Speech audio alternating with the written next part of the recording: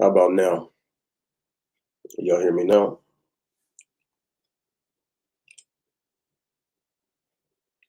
Come on, let me fix that.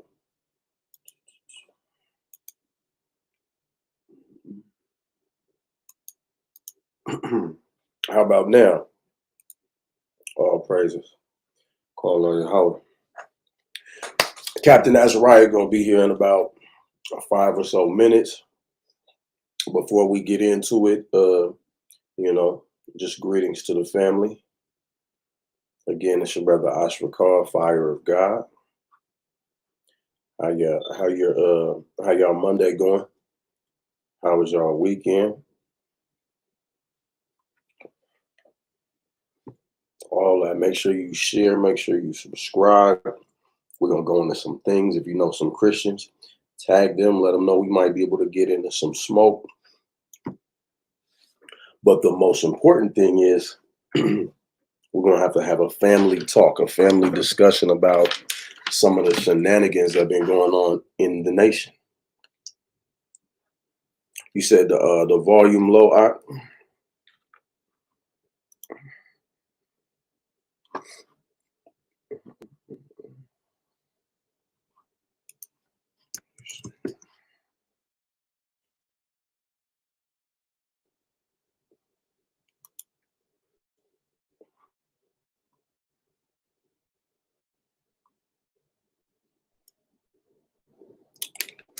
I'm out a little louder now.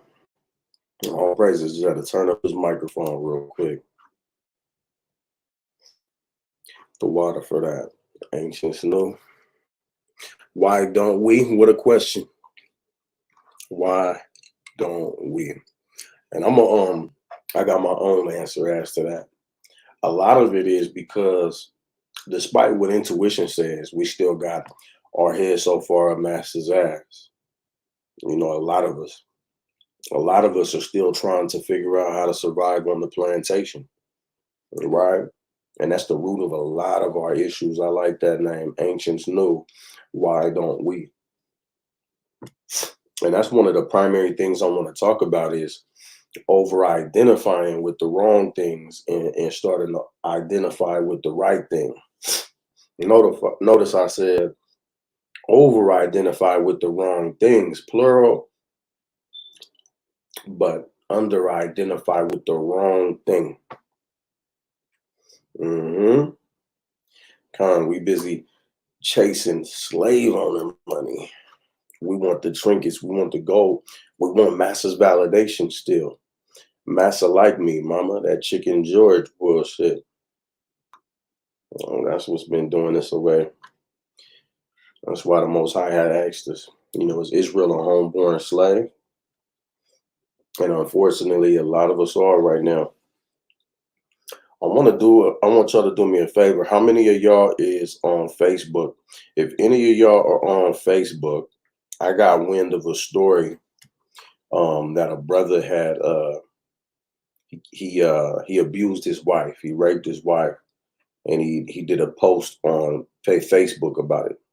Any of y'all heard about that? If so, please get the link to me. Send screenshots of that post, from the imagery to the words that the dude posted, all that, because we want to go into that today as well. You know, we out here acting like monsters instead of kings and priests.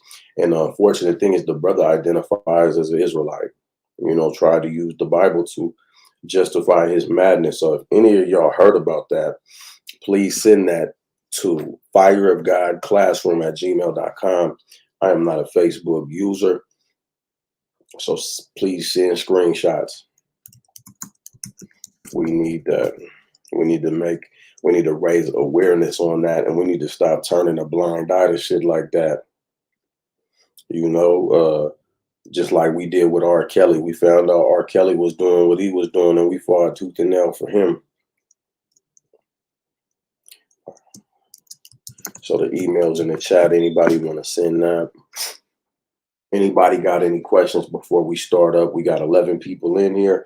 I would ask that if you're in here, please hit the like button. Please share it once at least, because our people need to hear this. They're gonna need to hear what it is that we're about to go into.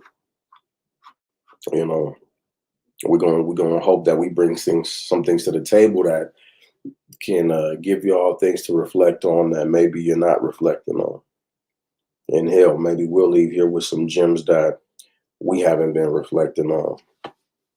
Shalom, Ayana Coleman. Shalom. How you doing?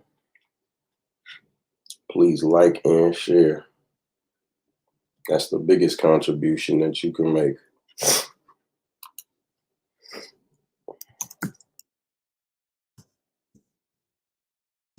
If you want to make alms, anything like that, please send it to the CASHAPP. That's in the chat as well. Fire of God Camp 12. While we waiting on the Q&A, anybody got any questions? Anybody want to have a dialogue real quick about anything in particular? I'm gonna put a link in the chat.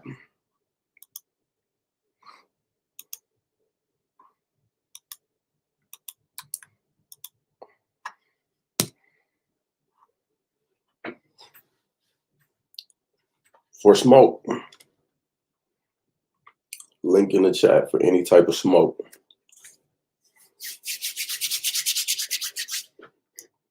Another thing, y'all see the shirt, They Fear the Truth. If y'all like how that look, please go visit Bacarco. You Google that, you're gonna find our Etsy shop. You find our Etsy shop, you're gonna see a whole bunch of merchandise like this. Real fly, real clean Israelite gear, all holy in the way that it was made. He said a 16-second clip with the picture of those fringes. How can you get those? You just type in that Bacard code. Let me find you a link real quick, because we got all the flavors. We got all the flavors for you. You see? Let me share my screen so that y'all can see what type of stuff we offering over there.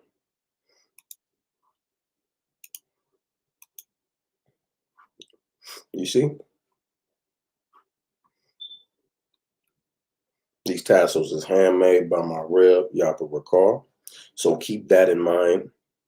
She dealing with like 50 orders a week minimum sometimes, but she's prompt, and this is ministry oriented for her. So, you know, she's working hard to get these tassels out when y'all ask for them. You know, but please understand that they got to be handmade, they got to be shipped, and there may be orders before yours here and there. But the goal is always to make sure to get what you ask for within a reasonable time frame.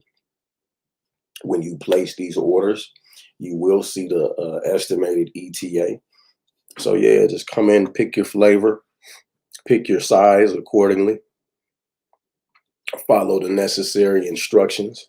New shirt, we got the new Bakar shirt out, we got the new Tribe of Benjamin shirt.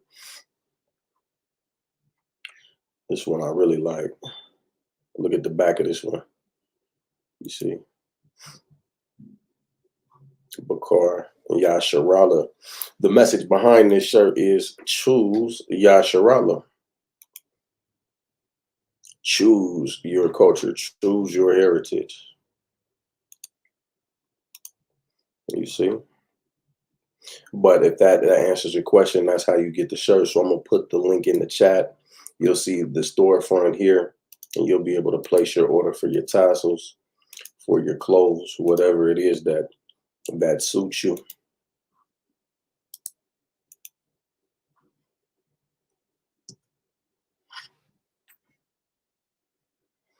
Uh-oh, El Capitan in the building. Let me bring that man in.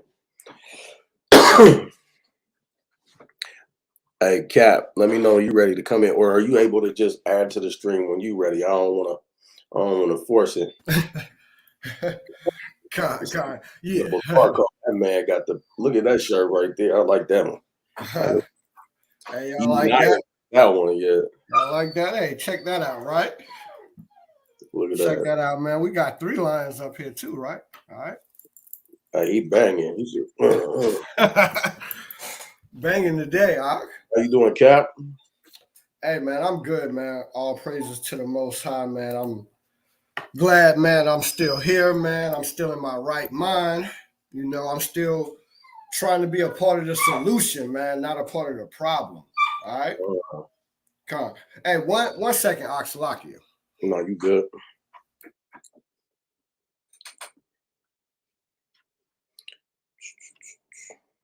But yeah, man, make sure y'all hit the link if you got any questions.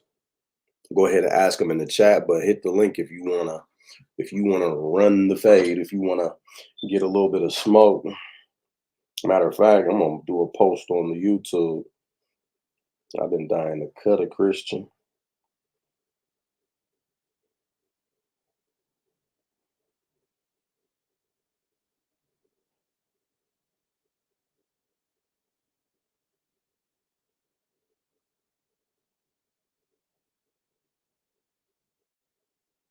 Uh-huh. Yes, sir. So I know y'all seen the fight that took place between the two prominent camps in the nation. Please understand, we're going to touch on that a little bit. We're not going to go into the footage and entertain the imagery, but more so look at what's leading to that type of behavior amongst all the camps that participate in that type of fuckery when it comes to the camp banging, right? Yeah, it was off as hell. So what we're not going to do is we're not going to camp bash. We're not going to pick sides. We're not going to talk down about any camp. And to be honest, we're not even going to use their names. You know, and what we're going to do is we're going to publish the truth.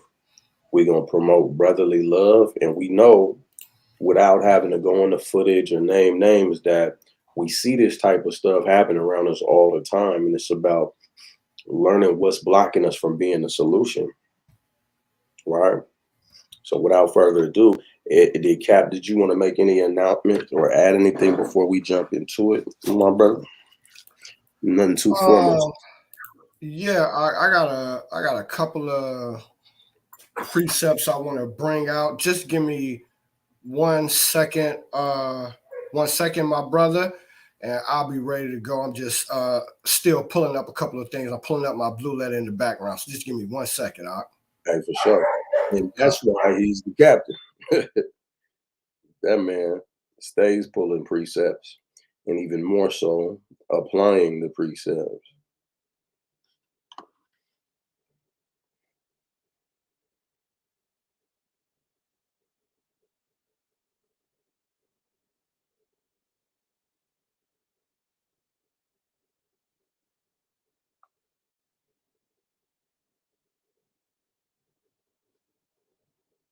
Mhm. All right, Con. So, Salakia. Nah, you good, my brother. It's bad enough. Like we got the vocabs, we got the Christian church, we got these apologetic school, if you will, making how to destroy Hebrew Israelites. And just like Master discovered before we left the plantation that there was a methodology that he could use that would make it to where he wouldn't have to destroy us himself anymore. We would do it to ourselves. Right. Psychology behind it is very simple. Yeah, it's shameful, really. It is. You know, to me, that was one of the most disgusting things I've seen since I've been in the truth. And just for anybody who don't know, your brother Azariah, I've been in the truth since 2016. I came in the truth late 2016 at that. So I've seen a lot since I've been in the truth, but to me, this is one of the most disgusting things that situation is. Why? Just because it demonstrates really how far we have to go, and that's what I'm going to talk about here in a second. All right, and I got just a few precepts that I want to show. All right. So I'm gonna go ahead and just bring up the blue letter. I'm gonna go ahead and get right to it. All right. So let me share my screen, family. All right. Let me share my screen. Here we go. Can everybody see that? Con, I see it. Con. So I'm gonna go to first Deuteronomy 20. Man, hold on. There we go. All right. So I'm gonna go Deuteronomy 28, right? And I'm gonna start at verse 1, right? It says, "It shall come to pass if thou wilt not hearken diligently unto the voice of the Lord thy God." All right. So this is a prophecy, right? Because it shall come to pass, right? If thou shalt not hearken, if thou shalt hearken diligently, Salakia, unto the voice of the Lord thy God, right? And observe and do all his commandments, which I command thee this day, the Lord thy God will set thee on high above all nations. All right. So this is a prophecy about what will happen if we keep the Most High's commandments, right? All of the commandments that he had given us, all right? That he would set us on high, right? Okay. Now let's jump to verse 15. All right. But it shall come to pass if thou wilt not hearken, right, unto the voice of the Lord thy God, to observe and to do all his commandments and his statutes, which I command thee this day, that all these curses shall come upon thee and overtake thee. All right. So we get the blessings, right, if we keep it, and then we'll get the curses if we don't, right? So why did I bring this up, right? Now I bet everybody wondering, Cap, where are you going with this, right? Everybody knows this, right? Everybody knows that, for the most part, right? If you're been watching videos, for even for a few months, you've probably heard about Deuteronomy 28, the blessings and the curses, right? So let's go back to verse 1. All right, real quick. All right. Verse 1. Bring it out, Cap. All right, verse 1. All right. So, and it shall come to pass if thou wilt not, Salaka, if thou shalt hearken diligently unto the voice of the Lord thy God. Right. So if we hearken and listen to observe and to do all his commandments, right? All his commandments, right? Can anybody in the chat tell me what commandment I'm thinking about concerning this situation? Let's get the chat involved. All right. That's an excellent question. Right. What commandment am I thinking about?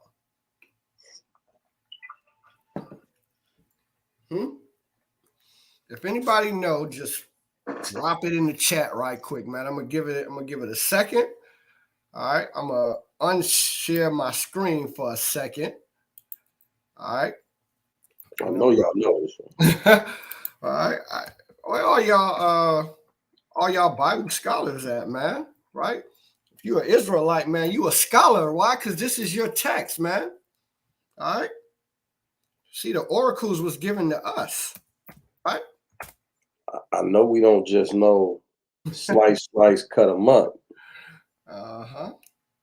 Mm-hmm. You know, that's only a little piece of the whole thing. Right. If somebody, man, just tell me the chapter that I'm thinking about, man, I'll accept that, man. Man, I'm about ready to give a hint, man, because the chat, man, ain't doing nothing right now, man. Ain't nobody saying nothing. Just quote it or paraphrase it. Yeah, quote it, paraphrase it. If you have any idea, maybe it doesn't. I'll say this. Commandments 1 and 2. Ooh, wait, hey. Actually, that's a run for some money right there. Ayana Coleman came through with Commandment 1 and 2. I like that answer. Mm-hmm.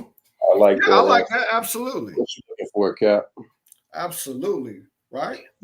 Terry Jacob wants to know what the question was. Okay. Ancients, why don't we? They want to know what the question was. He said he stepped out for a minute. Go ahead and run it to him again.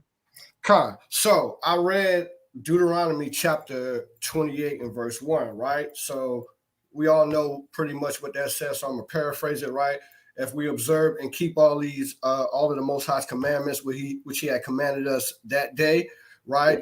That he would set us on high above all nations. So what is a commandment, right, that was given to us concerning the situation that we're talking about between, we're not going to mention the organization's names, but between the two organizations, the two One West organizations. Yeah, what commandment would have prevented that, right, that situation is what he's asked. Right. The observing of what commandment, right?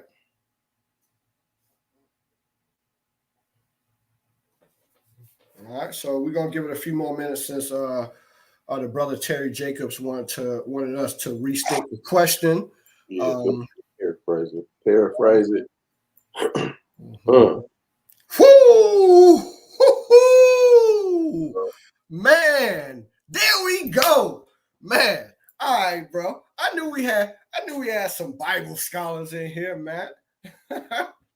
You see? Right? Why? Because if you're an Israelite, you're a Bible scholar. Again, as I said earlier, you're the steward of this text, right? We got to remember that. All right. So all praises, right? I'm gonna put it up. A couple of brothers got it right. All right. So all praises. There we go.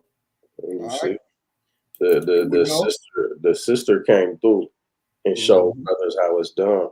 It's cold because you can really count on a sister to know that commandment and to put it before everything else. And the men, they tend to promote the things that will glorify their the parts of themselves that they want to highlight the most, the macho shit. You know what I'm saying? Right, but undervalue that love. You know, so all praise to the Most High. Good word, Terry Jacobs. Yeah, good. Hey, good work to everybody out there. You know, that's listening. You know, that's watching live right now. All praises, man, because that's an important commandment.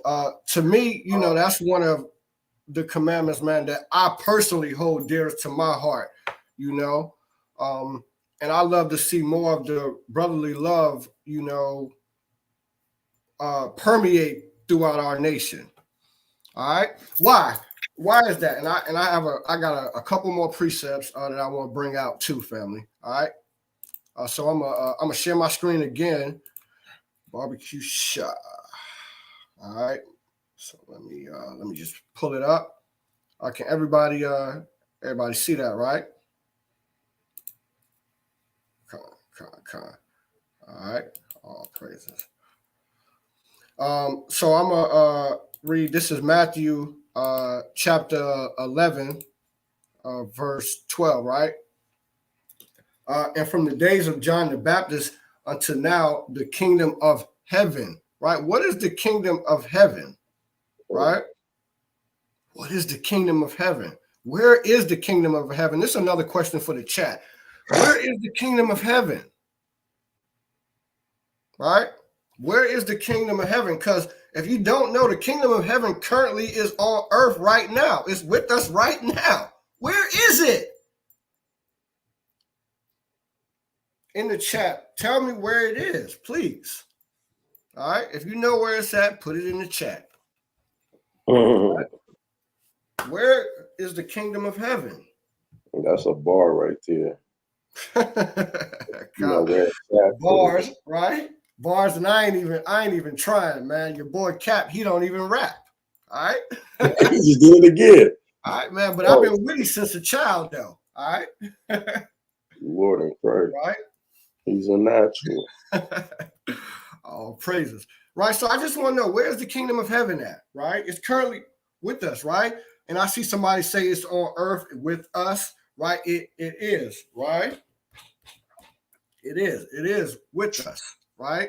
But I'm looking for a specific phrase too. All right. Yes. There we go. There we go. Right? Terry, Sister Terry on a roll of that. Woo! This sister on fire today, man. Oh, crazy. Right. And to F and Blue say it's on earth. Yeah, that's what I was saying, alluding to. Right, it is on earth. A lot of people don't know, right, that the kingdom of heaven is currently with us. Right, I see somebody posted the precept too, I believe. Luke 17:21, right? The We kingdom of heaven, our Lord, right? Our Lord said it's within us, right? See, because that's where I was going to go next. I'm not going to bring it out, right? Shalom, sister, right? And you see, it says, and from the days of John the Baptist, right, until now, the kingdom of heaven suffereth violence. The kingdom of heaven is within us. So we suffer violence. We already suffering violence at the hand of our oppressor, and then we gonna take violence against your own brother? That's how messed up we are, man. And that's part of the curses, right? That we were just talking about in Deuteronomy chapter 28, right? That we had the evil eye towards our brother, right? But watch this, man. Look at this key point. It says, and see where my cursor is at? It says, and the violent take it by force. Whoo! It's suffering violent, and then the violent take the kingdom, right? Take us. They took us by force. Does that not back up our Lord's word? Back up Deuteronomy chapter 28, verse 68. Damn right. Huh? That's man, I've been waiting to bring this out. Okay. No, you're on point. And when you look at that, the kingdom is not a place, right? It doesn't mean like where's the castle and the big gate that surrounds the houses where the inhabitants are at. It's talking about the dominion. That's right. The dominion of God. So it's dormant inside of us. Now, why is it dormant inside of us? Because if it can't reign in us, then how the hell is it going to spread across the physical plane? Right? We make all the bullshit manifest. We make hot girl summers manifest. Just like we made hot boy season take over and manifest in the 99 and the 2000. That's right. We make all the bullshit manifest on the earth. But when it comes to this kingdom, it is not manifesting because of our lack of adherence to that law that Cap came through and asked y'all about in the beginning. And that is the main piece of what it is that we're talking about today. That thing that we under identifying with as opposed to what we're over identifying with. It's I'm gonna share my screen real quick. It's a sister. She wrote a book about post-traumatic slave syndrome, right? Because we teach that these curses, they're not spooky. They play out on a practical level. Right. Right. And she wrote this book about post-traumatic slave disorder. And what it is the mindset that springs up out of, you guessed it, slavery. You know, the psychology that happens whenever you go through a traumatic psychological event. What happens is your mind splinters off, right? You have personality traits that develop solely based off of certain traumatic experiences, and you lean toward them whenever you're faced with another traumatic experience. And sometimes you don't know how to really pilot your vessel with your whole mind. You overcompensate with that demon that's on you, or that splintering off with that personality disorder. Let me know if y'all see my screen. I'm gonna look at a couple of her videos real quick. Let's see this. Post-traumatic slave syndrome is an explanatory theory that really looks at multi-generational trauma. Multi-generational trauma. Who knows what the scientific term is for that? Who knows what the scientific term is for multi-generational trauma? Because even when we say multi-generational trauma, it sounds a bit mysticized, right? But there's actually a clinical term for it, and it's called epigenetics. Just going to show you that there have been deep studies about these things for a long time. And so that's what she's going into when she talks about post-traumatic slave syndrome, is that it's the offspring of our multi-generational trauma. One of the things that's difficult for people is their first response is, oh my God, that happened so long ago. We're talking about people being captured, shipped, sold, beaten, raped, experimented on. And then you have to ask the question, did the trauma continue? Yes. So 300 years of trauma, no help, freed, no help, more trauma. If it's a sustained trauma, then the impact of that is also sustained. When we look at multi-generational trauma, we're looking at people who are maybe victims of natural disasters and their families and their children, and generations of folks who have experienced war. And we know that there are residual mental, emotional, traumatic impacts. Pause that for me out real quick. I started to look. And I'm glad that, you know, that sister brought this up, because yes, you know, we know what the Southern Kingdom suffered, you know, the so-called black man, woman, and child man here in Babylon, right? AKA America, right? But let's not forget about, you know, the Northern Kingdom, man, also what they suffered at the hands of the violent, all right? The violent who take the kingdom of heaven by force, all right? And the same thing that was inflicted on the Southern Kingdom is the same thing that was inflicted on the Northern Kingdom. All right. And we haven't forgot about what this current administration is doing, what this country is currently doing, right? How they still got the Northern Kingdom families separated, right? They still got them down there on the border in cages. All right. Wickedness, man. That's why this place gotta go, man.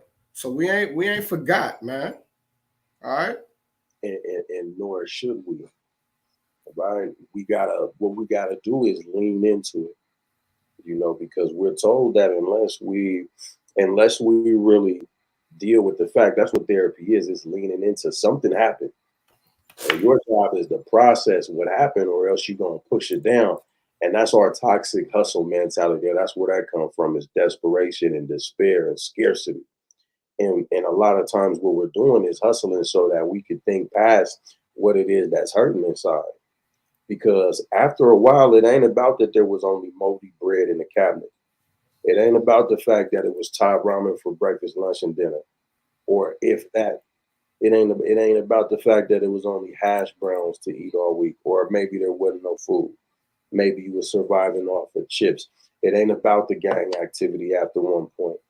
Sometimes it's about not knowing what to do with the trauma that occurred, the wound and the scab that occurred due to those things that took place, right? Mm-hmm. So it's very important that we lean into it. Somebody said, my spirit is getting vexed thinking about it. And my heart goes out to you, because it's a hurtful thing. A chastising ain't supposed to feel good. So what I won't do is disregard how that hurt might feel to you, but it's going to be your responsibility to lean into it and lean into these scriptures that we're going to present, and really get a handle on why we're feeling what we're feeling. Right. I got a quick precept too, real quick. Look it out. Right. This is Jeremiah 51 and 19, right? And this is what we need to remember this, all right?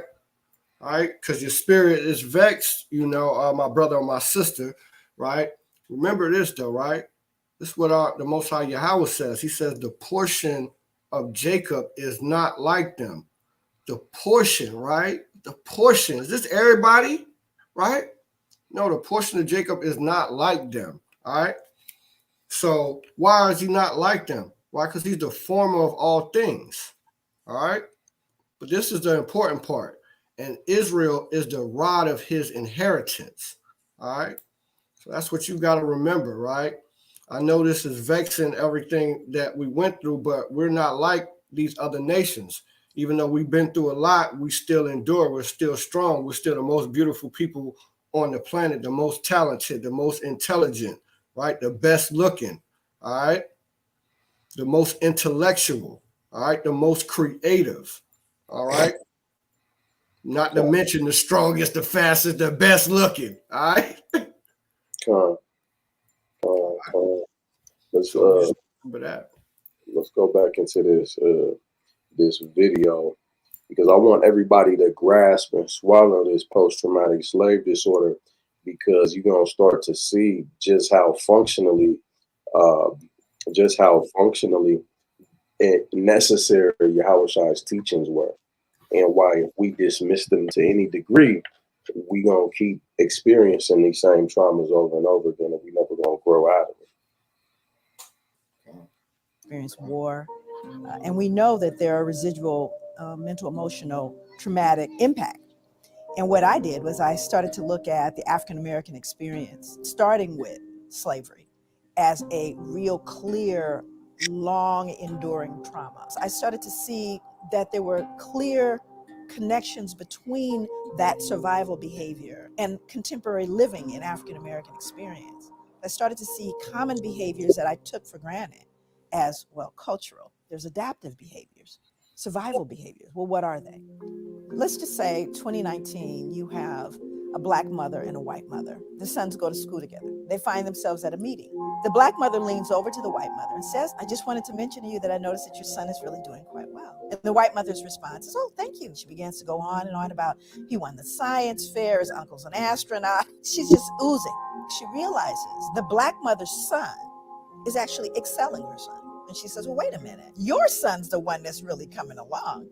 And the Black mother responds, oh my God, he's a handful, but oh, he just works my nerves. Now, when I'm working with African American people, it doesn't matter what the audience is. It doesn't matter what class. If I were to ask, is she very proud while she's saying those denigrating things? And everybody laughs and goes, of course, there's a secret. Because everybody Black knows that even though the Black mother is going, oh my God, she's really proud.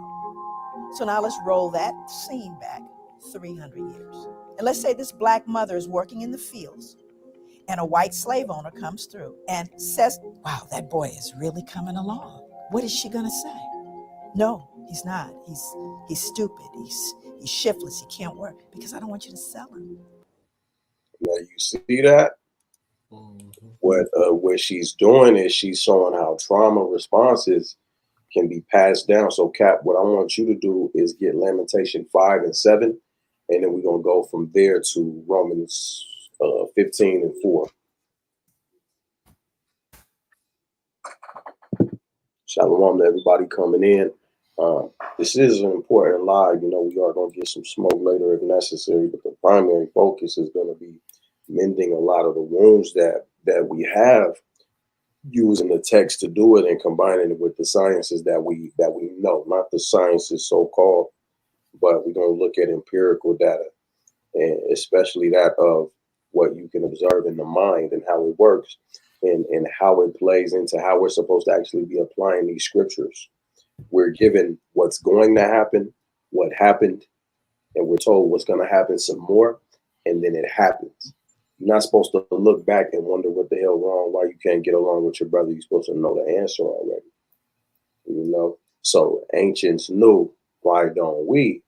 That name again is a perfect name, because our head too far up master's ass. And that term's a little bit insulting or triggering, but it's actually quite literal, because we're still bending knee, and we're still in such a servile place to master, and we still have so many of those things that we did to adapt to survive the plantation that we haven't adapted out of, right? We're still mentally on the plantation. This is called arrested development when you deal with one individual. A man goes to jail. When he goes into jail, say he like 18 years old, say when he come out, what happens a lot of times psychologically, he's still 18, no matter if he in there 5, 10, 20 years. Right. Captain, that's understand.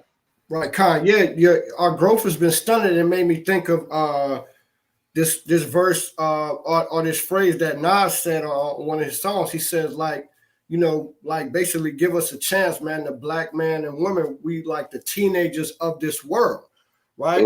But I always beg to differ. He said we like teenagers, you know, saying our growth is stunted. Everybody else has surpassed us, man. If we're teenagers, man, then, you know, then Esau, right, our chief enemy, right, who we were sold to when we came off the slave ship, those were our enemies. All right, then he must be a retired 90-year-old man. You know what I'm saying? And we're teenagers. All right. See, that's how you have to look. That's how far much further along he is than us, right? And just in this society, right? That's why our Lord Yahawashi said, man, that the children of this world are wiser than the children of light. All right. Why? Because our development had been stunted. And he went on to prophesy, what will happen to us. I'm not going to get into that right now. All right. But I just want y'all to, think about and consider that. All right. That's why it's important for us to, come together, let brotherly love, sisterly love continue, right? For us to, come together as a nation, man, right? These other nations have an advantage on us because of the fact that we won't unite, right? And we're definitely stronger together. All right. Ready for me to read this out? Yeah, just Lamentation 5 and 7. Okay. This is Lamentation chapter 5, verse 7. It says, our fathers have sinned and are not. So our fathers sinned, meaning they broke the law. Now they're dead. And then what? And we have borne their iniquities. So we're going to speak practically. Thou shalt not steal. Thou shalt not bear a grudge. Thou shalt not hate thy brother in thy heart. You're not supposed to avenge against your neighbor. Say just those sins. Say just those commandments are broken, right? What that does is it creates a pattern. Wages of sin is death, right? When you look at those things, they're escalations, whether it's covetousness that leads to the theft or maybe the murder so that the theft can take place. They're escalations from one reproach to another. So what happens is it creates a cycle. When nobody yields to the law, it does the snowball effect. So what happens is it carries to the next generation. If all it's doing is escalating, it's now tribal warfare. It's now one kingdom against another, not tribal, but now it's inter-kingdom. And if we're supposed to be holding each other up, in the words of Yahawashi, if a kingdom divided against itself, it can't stand. So,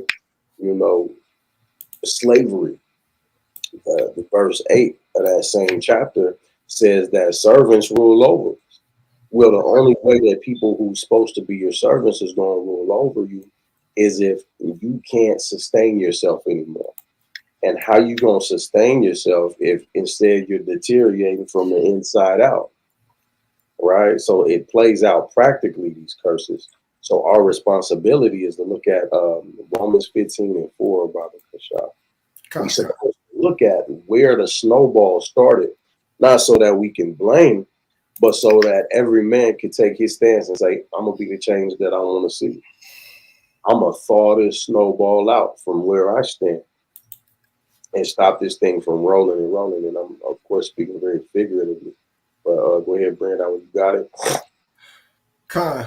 For whatsoever things were written aforetime were written for our learning, that we through patience and comfort of the scriptures might have hope. It's supposed to give you hope when you come from a background of the destruction that happens in a lot of our communities, and you wonder why all your life. Then you look back in the scriptures where you come from a people who were given a certain type of law, and when you kept that law, you flourished. Then you get examples of that law and how it worked cohesively. And you're told that if you break those laws, if you step outside of that bounds, then certain bad things are going to happen to you. Just like it's supposed to give you hope when your parent says, if you put your hand on that eye right there on that stove, you're going to burn your hand.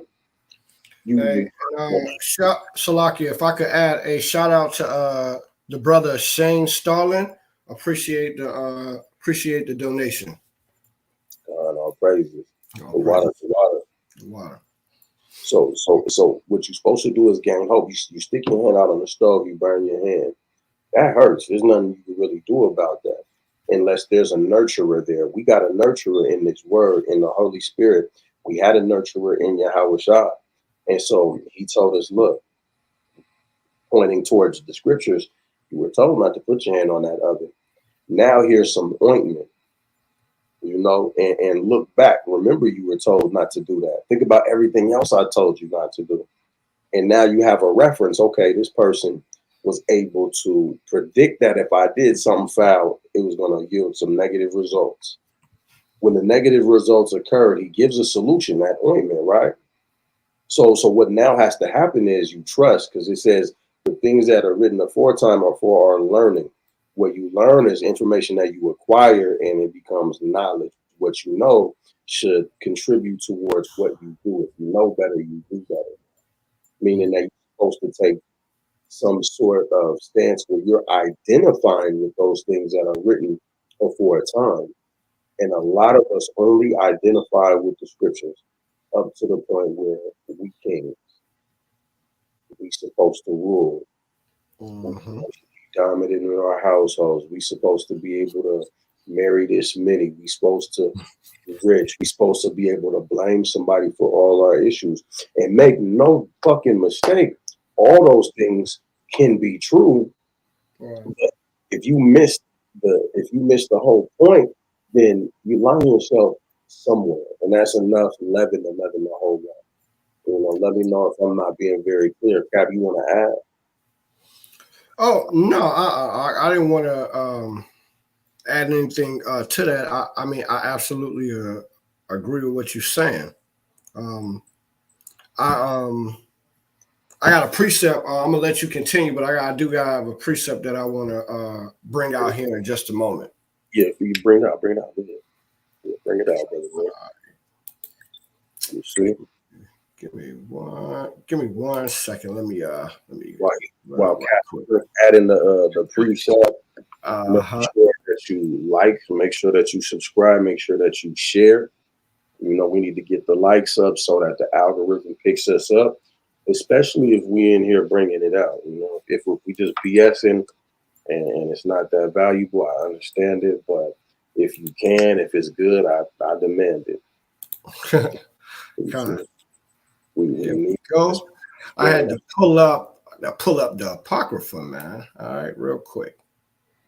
All right. So everybody sees that, right? So this is Baruch chapter 4 and verse 1, right? Because remember, man, our fathers have sinned, meaning that they broke the commandments, right? And they are not. All right. And you know that has contributed to the situation that we find ourselves in. You know what I'm saying? And first of all, we have to understand the purpose of these commandments. These commandments are to bring us closer to the Most High, to bring us to life.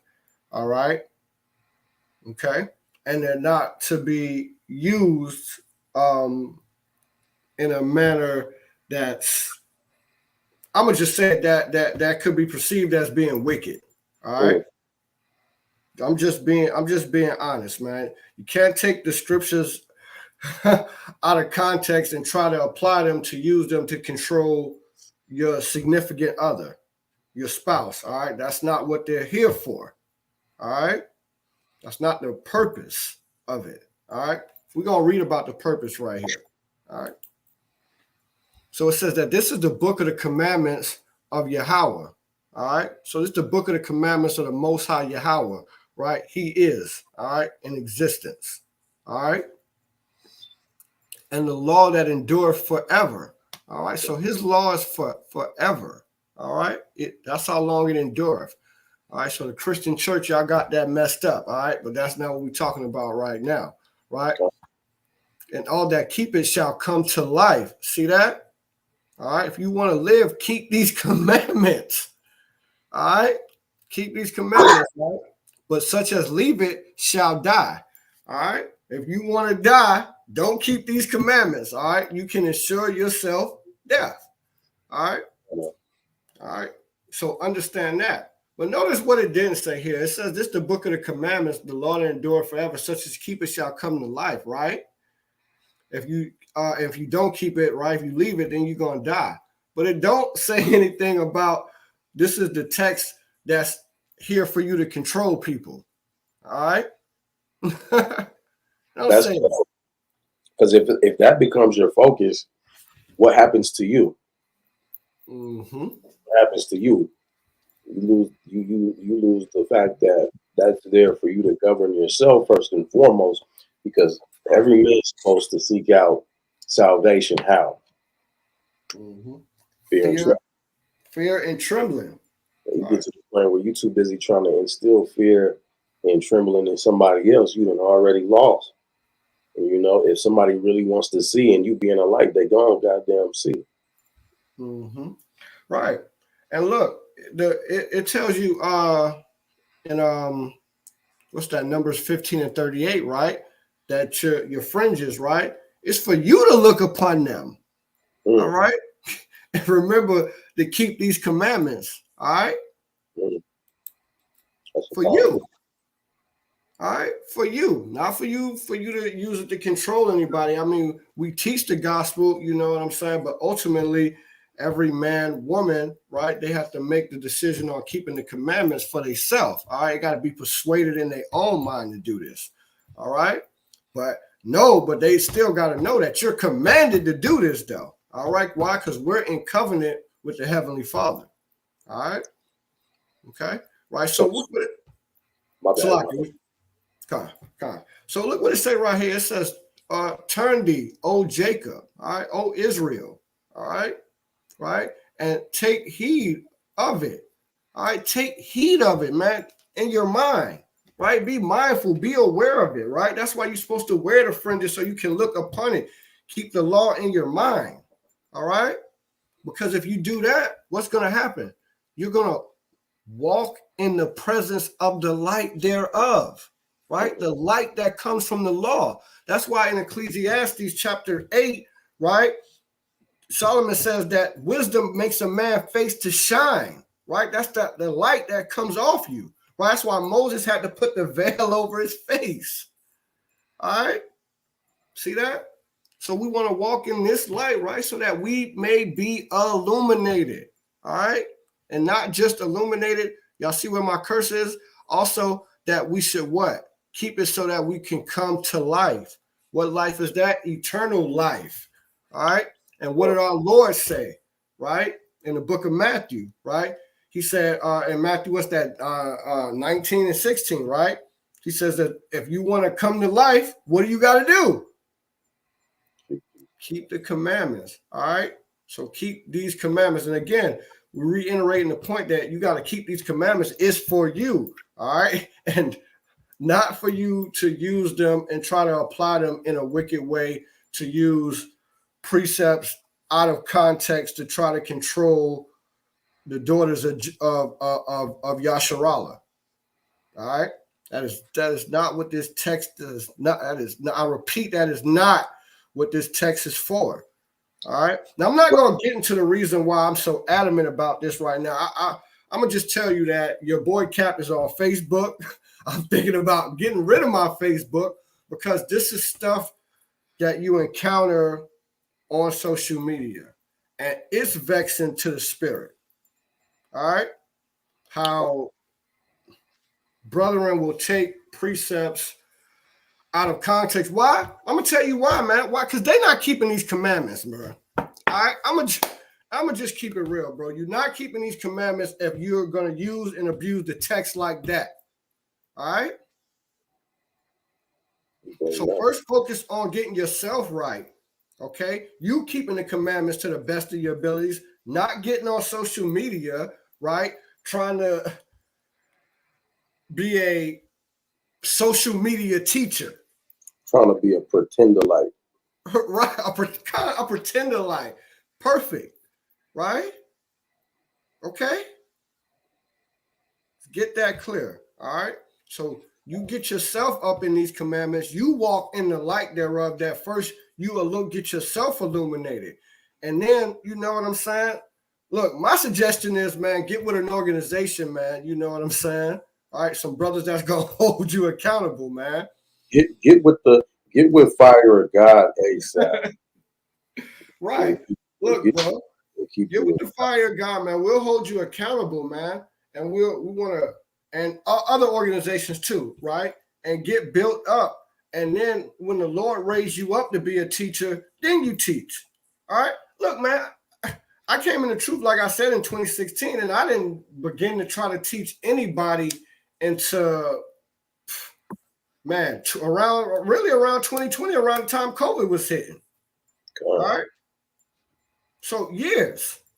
All right. Years. Why? Because it takes time. All right, and there's nothing wrong with that, man. Shit, anything worth it takes some time. You wait for that lamb to slow cook. Gotta slow cook. Hey, make sure you read verse 3 before you leave too. Right. And here we go. Right. Verse 3. Right. It says what? Give not thine honor to another. Right.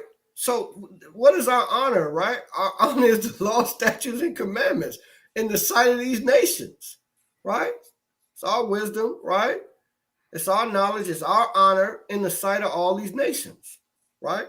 Nor the things that are profitable unto thee. So the law is what? The law is profitable, huh? Huh? These Christians act like the law, it don't profit to keep the law. All right. But the prophet Baruch, right, who was the scribe of the prophet Jeremiah, he would tend to disagree. They would never say Baruch was a false prophet, now would they? Right? So give not thy honor to another, nor the things that are profitable, right, unto thee, right? Again, unto you, right? And this is important, right, that it says unto thee. Why? Because remember, right, it's an individual thing for you to absorb these law, statutes, and commandments, right? To be converted, right? And what converts you? The law. Psalms 19:7. All right? So you being converted, man, it's a personal thing. And you keeping the law, statutes, and commandments with all your heart and your mind, right? That's you, right? Rehearsing the righteous acts. All right? But it's going to be profitable if you do it. Very much so. So this thing is profitable unto thee. So don't give it unto what? To a strange nation. Right? The things that are profitable to us, we're not to give to the heathen.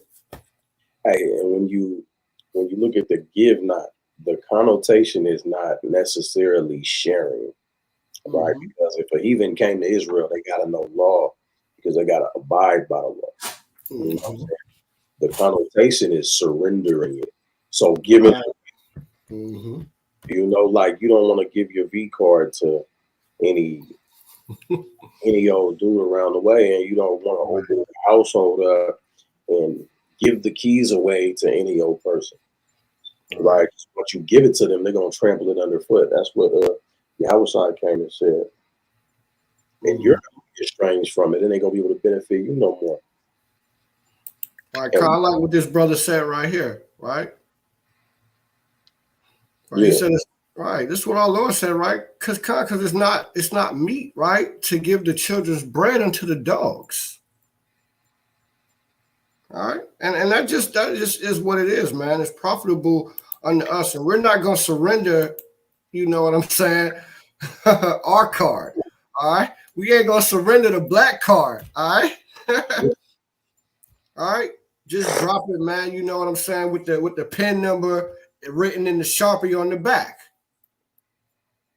All right, we're not gonna do that, man. We're gonna keep this, man, because it's profitable to us, man. These oracles were given to us. All right. So let's finish this video out. That's a little bit left. So I denigrate them. That is called appropriate adaptation when living in a hostile environment. The little white boy, say Timmy, he feels really comfortable and happy about what his mom just said about him. And Trey looks at his mom and wonders, why can't you be proud of me? Because he doesn't understand the secret yet. And by the time he learns the secret, he will have already been injured by it. Post-traumatic slave syndrome. We ain't gonna go too much deeper into it, but what I wanted to show how she could use such a small, isolated example. And what we can understand is that there's so many different ways that this type of adaptation plays out. But But the key is that we're still identifying with that slave when we have to protect our children from any type of critique, even if it's a compliment. We see that mass is paying attention to them, and we feel like we got to say something to take as much accountability off them as possible and put it on us. Like, oh, I got to explain myself. You know, I got to shuck and jive for massa. It takes place in very many different levels. But what we see that it's a very real virus, right? And it plays out in another way. She explains in her book that she wrote, that sister, where she talks about kids fighting in the hood. You know, the whole what you looking at. That's hating your own reflection. Right. That's hating your own reflection, and you taking it out on somebody who, like, if you punch yourself, you gonna feel it, right? You don't want that. But if you look at somebody across from you and you hate yourself, an easier way to go about giving that abuse out is by abusing your neighbor, hating your brother in your heart. And and if I could add Salakia, General, that juxtaposing that to the small hats, right? You see who is really under the curses, right? Because I grew up in New York and Queens, right? New York City, right? And we were the saying growing up is that you would never see two broke small hats living next to each other, right? See how they take the tenets, man, that the Most High power gave to us, the real children of Israel, all right? And they applied it to themselves, the small hats did, and how they've become successful, and they have control of a lot of things. Gotta watch what I say, because they'll knock this video out of the algorithm, and we want this video to get out there and circulate, right? We want our people to see this and get fed by this. All right. But I just wanted to point that out, and just look at that contrast, right? On how we, act based on the things that our people have been through, and then how the people who have we know what these people have done, so I don't say anything real out there, right? We know what these people have done, how these people have, taken the text, applied it to themselves, man, and have waxed rich, right? They just have waxed rich off of just applying the simplest of the tenets, man. Leviticus 19. Ain't no way to deny it. All right. And if I'm lying, I'm flying, man. Am I talking good, family? Huh? I would say that you're talking very good, my brother. Like, share, and subscribe if you haven't already. That's right. And what I want y'all to do is, as we venture on, I want you to ask yourself, and maybe feel free to share it in the chat. What can you do to reverse the remnant of the generational curses that you might still exhibit? Like, what traits do you still stand a chance of getting rid of? For me, the hardest one was the just mistrust. Me and my rib was talking the other night. We was talking the other night. It was a cold conversation, because I wasn't a gangbanger. I was a robber. And I remember telling her one summer when I was especially lit. And we came to find out that I was at this barbecue by invite, and I didn't recognize the people that was at this particular table at the barbecue. I'm like, they look like they from somewhere else. Right. And, me being a little bit of a renegade, I still know everybody that's from this neighborhood, but I don't run with them like that. I'm too suspicious. So I asked around a couple people I knew, and I said, who is in people? Like, you know anybody? You cool with them? Because, I'm thinking I'm going to run up on that table and rob them all. They look like a bunch of squares. The problem is they look just like me. They look just like me. And, I'm describing this part. I'm describing what the event was set up like. And she said, that sound like my barbecue. And that was and my mom made food, and we invited a bunch of people, and a whole bunch of people we didn't know came. But me and the people that I knew was at the table together. And what we had talked about over 15 years that we've been together is that we came past each other so many times without really taking a notice to each other. But in that particular event, things could have gone real sour because of my lust to, one, take things that don't belong to me, and two, to assert dominance at real toxic cost. Whether it was Esau, whether it was us, and I'm feeling like I gotta keep you out of this territory.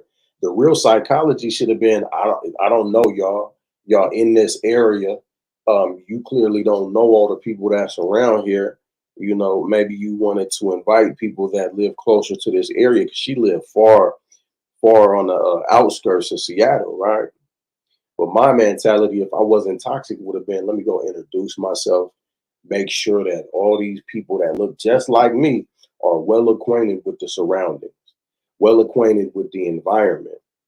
Luckily, though, all praises to the Most High, I got a phone call and I had an event to go to, and some more bullshit to get in. So there was no robbery committed. There was nothing that I ended up doing, and I ended up being able to meet my wife the way that we met later on, a few years later.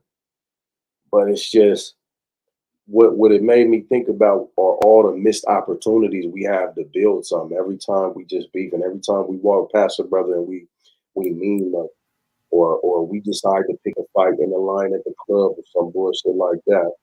Yeah, because he stepped on your fresh white airs, right? Bring that up, Right. and it's some real clown shit. But what it was I was over identifying with the wrong thing. Right? I wasn't identifying with my brothers and my sisters that was over there just having a good time. I was identifying with something else: selfishness, greed, self-hate. So I want brothers and sisters to feel comfortable. Like you say, confess your sins. Right. Confess. I got a precept too. Right. So yeah. But I'm inviting brothers, if there's anything that you feel that you could work on, please feel free to put it in the chat.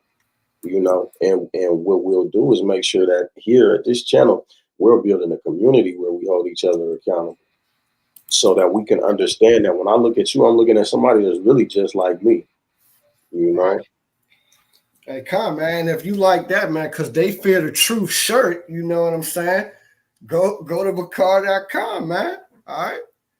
And if you like this shirt right here too, I gotta give a shout out to my brother, right, and my sister, the sister Yapa, right, Princess, right. If y'all like this lion head, man, go get it, man. All right, go get the double lion head Bakar shirt. All right, right. Support black businesses, man. Support Israelite businesses, man. All right. And if you actually like this, the sister who makes these beads for me, these beaded chains, they're really, really nice, really good quality too. She's a sister here in Orlando. Her name is Shay. Her boutique is called Chakra Beads. I'll post a link if anybody's interested. All right. But want to shout her out too. Because she made these pieces for me. All right, if you like them. All right. Just to the Most High. I like that right there. You got the. I like black jewelry. Yeah, kind. Hey, she got some more pieces too. She got the bracelets. My bracelets have not arrived yet. That's why I'm not wearing them. But when they do arrive, I'll also show y'all them and again shout her out too. All right. Hey, if you get a link, feel free to put that in the chat. I'll look for the link. If anybody like that, man, who's in the chat right now, if they like the pieces and they want the link to her boutique through Esty, man, I'll definitely get the link and I'll drop it in there, man. But of course, man, go support Bakar Co. All right, man. Choose to support Israelite businesses. That's what Bakar means choose. All right. Why? Because they fear the truth. All right. You see? Hey, so ancients knew, why don't we? He took the call, right? He said, I got to work on my drinking. Mm-hmm. I could always do better on my drinking. I like. I'm not an alcoholic no more. I said that, but Yeah. tip is identify why you drink so much. Right.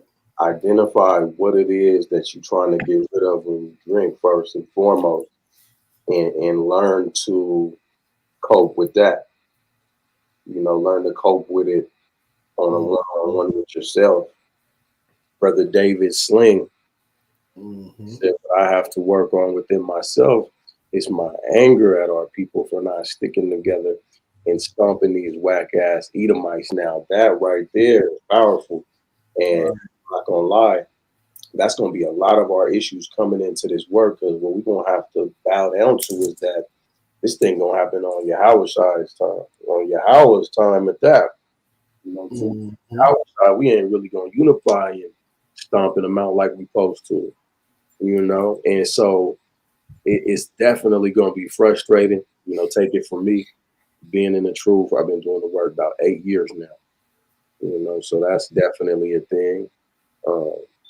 Ancients knew why don't we said, come, I'm a 12 pack a day, living in wicked Babylon, come. Is that smoking, if you don't mind me asking, or is that beers? If you don't mind me asking, brother. Yeah, yeah, I mean, look, living in Babylon, living here in this wicked kingdom can definitely be a stressor, you know what I'm saying? But I was in the military, you know, and I drank a lot of beer and alcohol while I was in, and I would say that I was borderline alcoholic, you know. And then you gotta, like the brother was saying, you have to identify what is causing you to drink, you know what I'm saying? And what was causing me to drink during that time is I had a lot of stress in my family life with what was going on with my wife at that time. We had a young child, and then she had a couple of children prior to us getting together. So I had a lot on my plate at that time, and I was concerned with whether I was going to stay in the military up in that wickedness, or whether I was going to get out, what I was going to do, whether I was going to be able to support. So I was drinking heavy, you know, real heavy then. So, right, identifying what is causing you to drink so much, man, and then trying to work on that stressor and relieving that stressor or getting that stress out of your life, man, will be important. And dealing with Babylon, man, look, that's just something we got to live with. That's baked into the cake, right? Living in wicked ass Babylon, right? Where we're the most oppressed, perplexed, and stressed. All right. Couldn't have said it no better myself. All right. That's just what it is, man. So we have to deal with that, man. But I got a precept, man, that I want to bring out, man. And it's going to kind of go into what we're talking about, too. All right. Let me this. Hold on 1 second, family. Let me share my screen again. Here we go. All right. Everybody see that? All praises. All right. Right. You know, drinking my brother to pass the time, you know, I understand that, man, in a sense. But there's other things that you can do to occupy your time too, right? Get into these precepts more, right? Read your Bible. Sometimes when you feel like sitting around and, you know, drinking 5 to 6 beers, because I know how that is, man. Pick up the Bible, man, and read 5 or 6 chapters instead. All right. Okay. And then after you read those 5 or 6 chapters, when you fed yourself, when you got a full belly, right, full of that word, right, then you can kick back and relax. That's balance. Yeah. All right?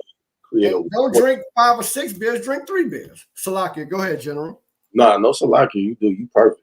I was saying, yeah, that I was seconding that idea, create a reward system. I had to do that too. I had to do that too, because I was drinking to pass the time as well. I couldn't be sober. I couldn't go out in the world and be around nobody, you know. You could forget about it. I would look, I couldn't even sleep without alcohol. So it took knowing that it was gonna kill me. It took knowing that I'm definitely not in control. I want to pretend that I have any of the time.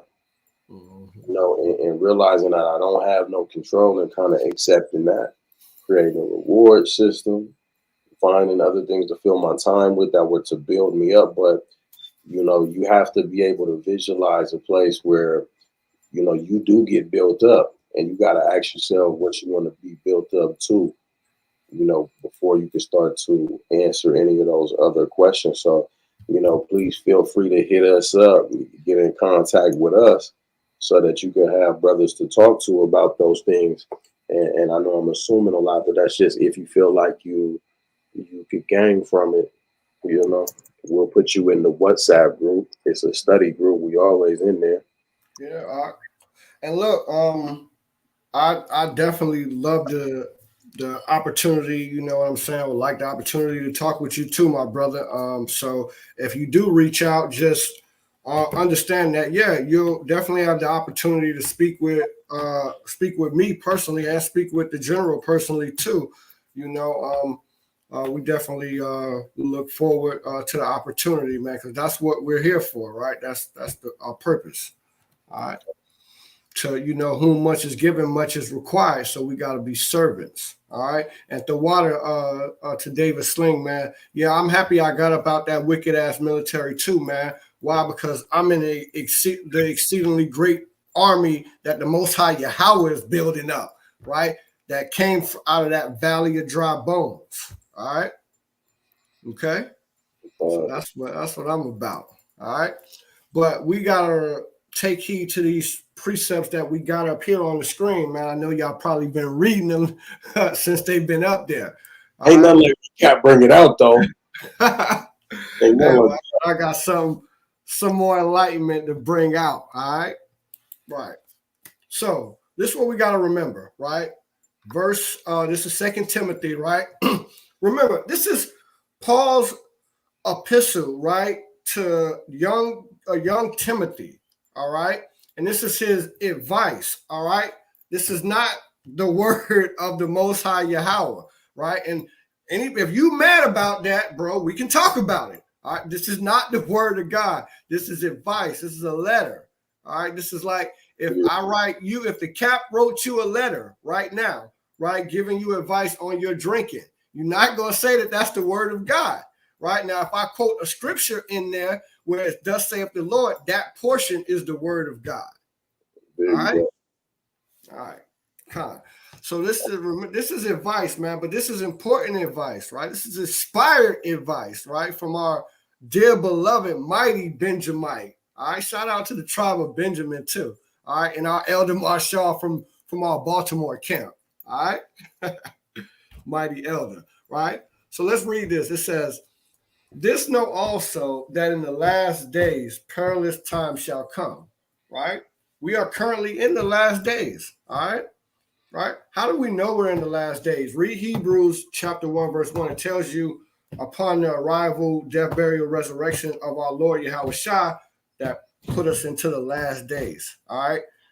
So this is the last Ezra tells us that it's divided into 12 parts. So we're in the last few parts. We're in the last part. All right. All right. Definitely. All right. Now watch what Paul says right here next. He says, "For men shall be lovers of their own selves." Okay. In the last days, perilous times shall come. Right. For men shall be lovers of their own selves, right? They more concerned about themselves than what it does saith the Lord.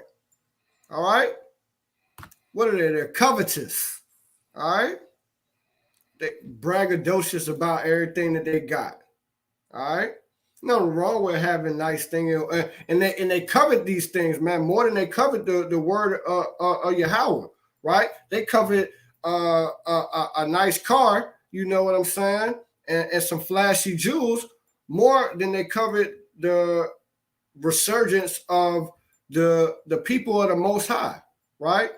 and us getting back to being the head and not the tail. All right, which the Most High promised us. All right, so let's not be covetous, right? And boasters, proud, all right, blasphemers, disobedient to parents, unthankful, and unholy, unseparate, right? We're supposed to, holy means separate. We're supposed to be separate from these other people, all right? That's why he gave us these laws, statutes, and commandments, right? Right? Without natural affections, truth breakers, false accusers, incontinent fears, and despisers of those that are good, all right? And that's a key point, despisers of those that are good, because they hate you when you do the good work, right? They despise you, they scoff. All right. Next verse, right? Traitors, heady, high-minded, lovers of pleasure more than lovers of God. All right. This is the key point I wanted to get to. Having a form of godliness, but denying the power thereof. From such turn away. So if you're dealing with an individual who acts like that, you got to turn away from that. All right. This is what we're going to deal with in these last days, man. Right?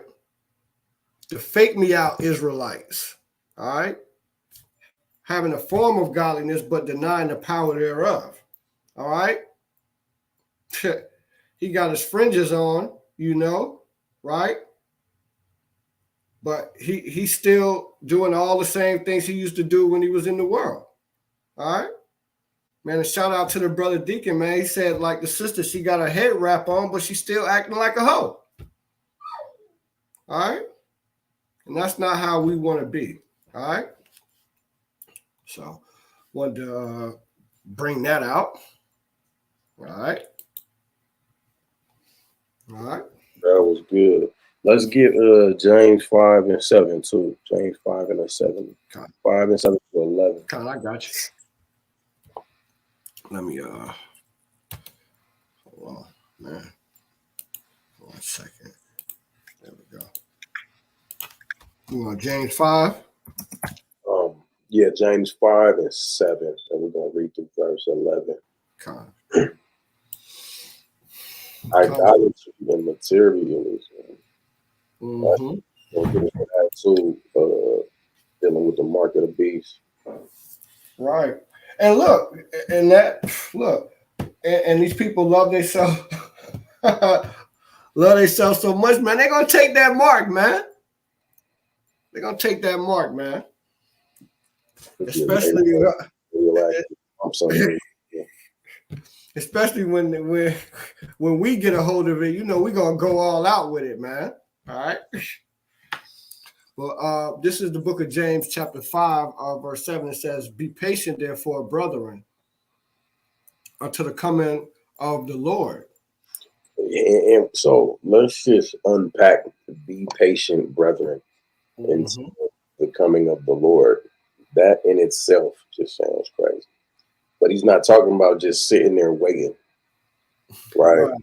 So we have to just let that not be what the idea is here. He's going to say what he means when he says that he wants us to be patient until the coming of the Lord. Because, you know, at Fire God, you come in, you get these entry courses. We teach you it's a difference between patience and stagnation. Stagnation is when you're sitting, you're not making no progress. Patience is when you are active, you're making progress. You wait when you're supposed to in order to get what you're supposed to get, and you keep it moving where you can. Right? Essentially. Go ahead. Come on. So be patient, therefore, brethren, until the coming of the Lord. Behold, right? Behold, the husbandman waiteth for the precious fruit of the earth. The precious fruit of the earth. Now, this is the problem. You know, we went to the essentials. What law you have to even be keeping? Love your neighbor with all your heart. Love your neighbor as yourself.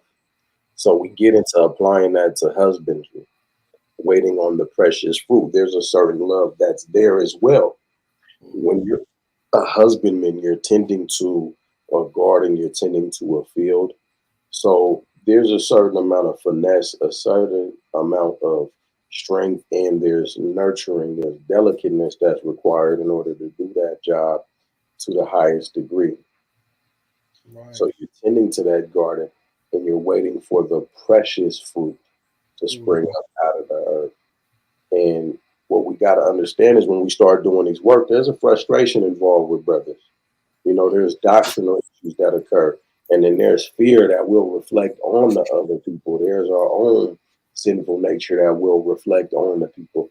And a lot of those things only take place in the absence of love, right? Because the Most High gives us a spirit of power, not a spirit of fear. We're supposed to fear only Him. And we're supposed to tend to that garden with the fear of the Lord, meaning that just like the priest got to tend to the things of the temple with the fear of the Lord, not to transgress or go to the left and right of what's required of him as the priest, we're supposed to be the same in that garden. And that's where a lot of us go wrong. So we're doing this so that we can call out to brothers that's doing this work. Yeah, you got the precepts. Yeah, you're doing the work. But don't sweat so damn hard that you lose your mind and forget that you're tending to the precious fruits of the earth. Your brother's supposed to be precious to you. And feel free to add, Cap. Because I remember we were talking with the Akim, and I can't remember what precept I had brought out when we were talking, but you went in to say that, it was like because we have to be a guard for the law, statutes, and commandments, right? Right, to guard them, to protect them. You see what I'm saying? Right, the integrity, right, that comes with being the steward of this text that you got to have, right? And I believe that's why I said King David. I love his story so much because even though he may have transgressed, which we all know that story, we don't have to get into that. But the key point is that King David never lost his integrity, his heart, and his mind. It was always with guarding the law, statutes, and commandments of the Most High power, right? That was always in his heart and his mind, all right? And that's how we have to be, right? And if we guard it, then that means we're going to apply them in the correct manner, all right? Not used in a manipulative manner, all right? Exactly. Here's a good example. Christians be like, oh, y'all can't keep the whole law. And you'll ask why. And they'll be like, oh, when's the last time you made a sacrifice? And your answer should be, according to sound doctrine, is that I haven't made a sacrifice. We don't have a temple. Right. But let me ask the chat, is that keeping the commandment or is that not keeping the commandment? Make an example. Come on, chat. Come on, chat. Huh? If you're not making a sacrifice because the temple's gone, are you keeping the law or are you not keeping the law? All right. And also, man, and if if you been edified and you've been enjoying this live stream so far, what we've been bringing out, man, for us, man, drop a fire emoji in the chat for us too. All right. Drop some fire emojis in the chat. All right. Hold in the chat. I'll pray. All right. Con. All right. So Stomp Esau said, you are not keeping the law. That's an answer. So all praises. We'll examine that one later. Who else got an answer? All right, come on. All right. That's right. Yeah, drop the fire emojis too, right?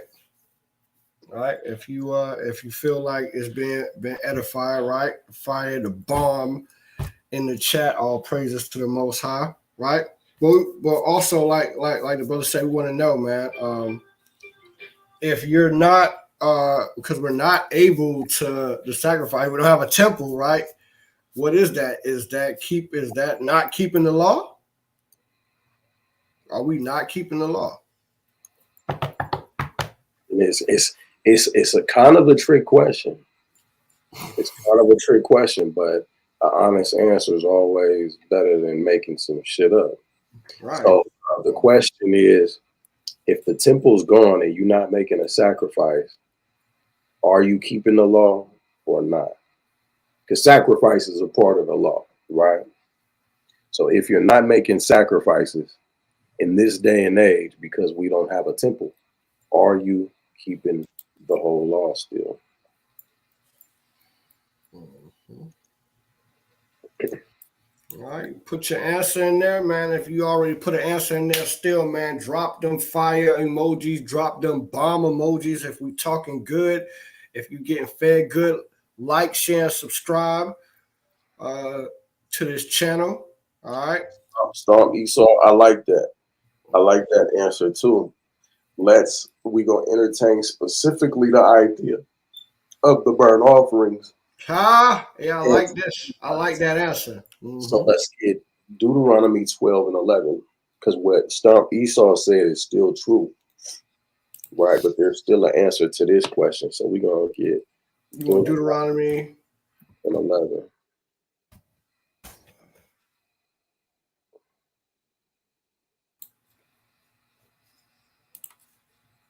Because remember what Azariah said. He said, when you keep the law, you're really guarding a law. You stand in there, and essentially as a guard, you sitting there waiting for an opportunity to check any intruders, make sure the right people are getting in, make sure the right people are not getting in, making sure that lines are crossed when they're supposed to be, making sure that things go the way that they're supposed to go. Technically, we are a sacrifice if we're following the commandments. That's another good answer. But go ahead, bring it out when you got it, Cap. Con. Salakia. This Deuteronomy chapter 12, verse 11. It says, "Then there shall be a place which the Lord your God shall choose to cause his name to dwell there." So this is talking about a temple. Right? "Thither shall you bring all that I command you." You shall bring what? All that I command you. Your burnt offerings and your sacrifices, your tithes, and the heave offering of your hand, and all your choice vows which you vow unto the Lord. So the point of this is if there's no temple today, how can you make sacrifices without breaking the law? Because where else is there anywhere else you're supposed to be making these sacrifices? Right.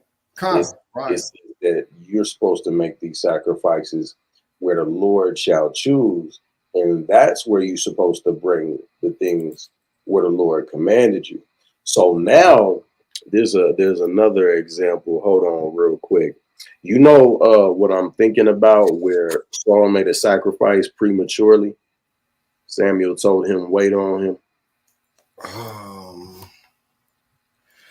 Yeah, one second. I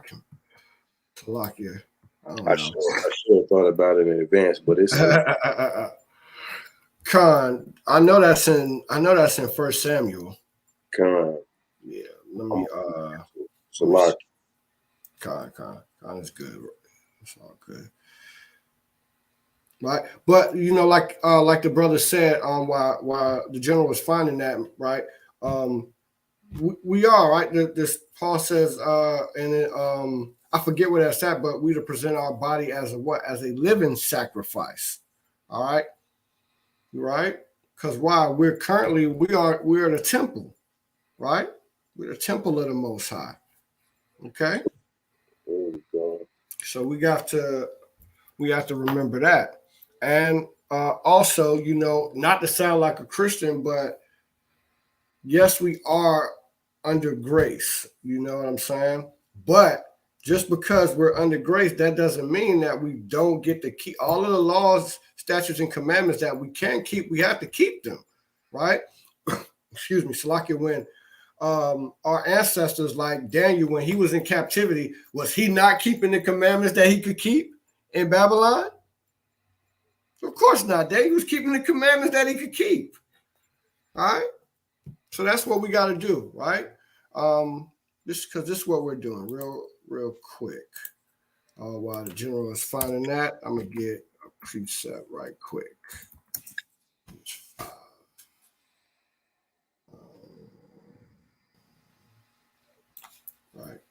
This is right. This is an oldie but a goodie. You know what I'm saying? This is Judges 5 and 11, right? It says, they that are delivered from the noise of the archers, right? In the place of the drawing waters together, right? Babylon, right? The whore that sits on many waters, right? It says, there they shall rehearse the righteous acts of the Most High Power, right? Even the righteous acts toward the inhabitants of the villages in Israel. Then shall the people of the Lord go down to the gates, right? So we're going to rehearse these righteous acts, man, in the land of our captivity, all right? Rehearsing them, right? Practicing them, all right? We're not going to have it all the way right, but we're going to do it to the best of our ability, right? Because Deuteronomy chapter 30 says that we have to do them, right, with all our heart, our mind, and our soul, right? We're rehearsing them. We still got to do it to the best of your ability, right? Can't say, oh, well, you know, nobody can keep all the laws, so fuck it, I'm just not going to wear my fringes today.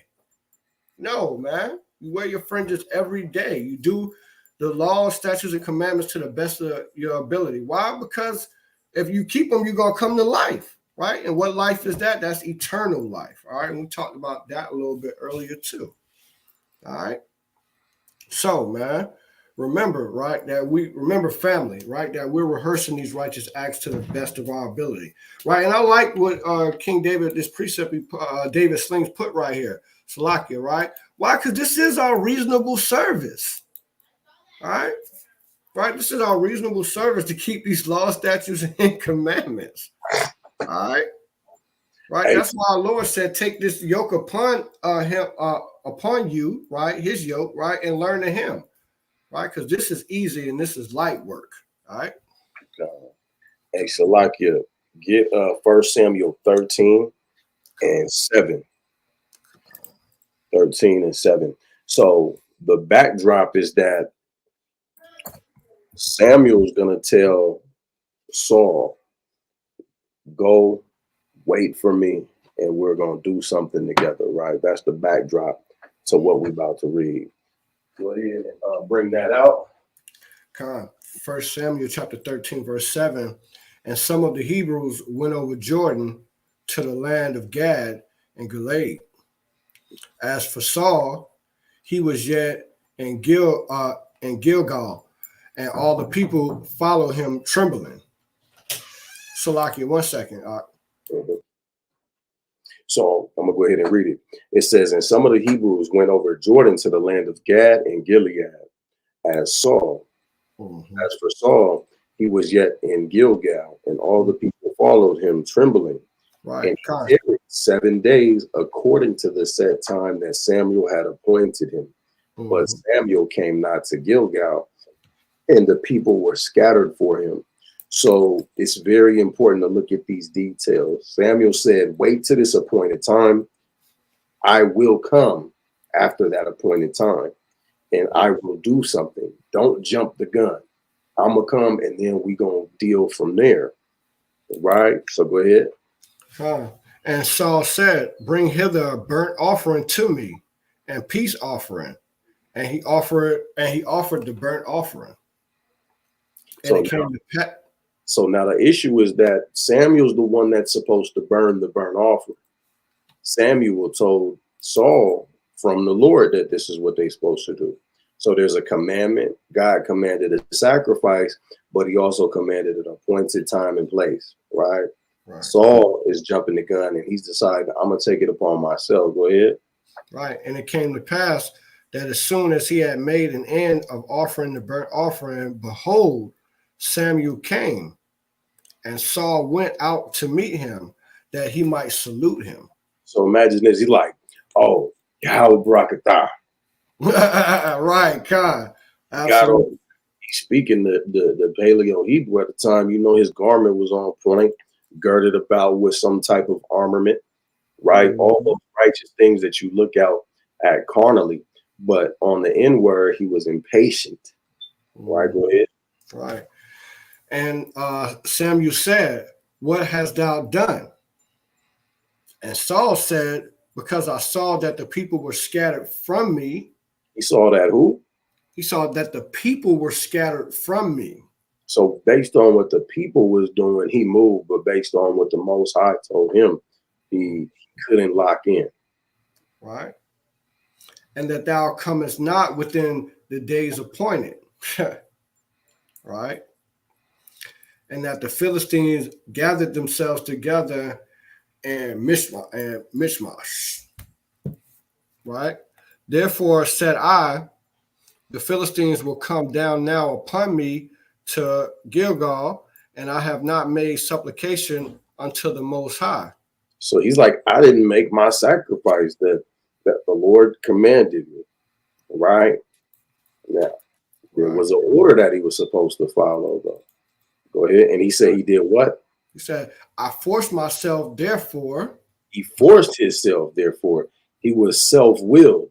We say a self-willed woman is counted as a what? Well, guess what? A self-willed man is about to be counted as a damn dog. Go ahead. Right. And offer a burnt offering. And what did Samuel say? And Samuel said to Saul, thou hast done foolishly. Thou hast not kept the commandments of the Most High, Yahweh, thy power. So before we continue on, we're thinking about the reference in Deuteronomy, the second law, chapter 12, verse 11, where it says we're supposed to make sacrifices in the place where the Lord shall choose, some of which should be at a certain time. If we force ourselves and say we make a sacrifice somewhere else outside of that appointed time and place, then we're foolish. So what we are doing is keeping the law because we're guarding the law. The law is not just if God says make a sacrifice on the seventh day at even, and it must be an offering of X, Y, Z. You can't say, I'm just going to make a sacrifice at even. You can't do that's that. Somebody else did that. You see? And we see it's about to happen to him. So let's see if we want to follow in Saul's footsteps after the cap continues on. Saul and Samuel said to Saul, thou hast done foolishly. Thou hast not kept the commandments of the Lord thy power, right? Which he commanded thee. For now would the Most High Yahweh have established thy kingdom upon Israel forever. He would have established the kingdom of the Most High. And his throne would have lasted forever like David's is about to. But he was self-willed and therefore foolish. Right. But now thy kingdom shall not continue. The Most High. Not going to continue. Lord in Christ. Right. See, and the Most High Yahweh have sought him a man after his own heart. Not after his own heart.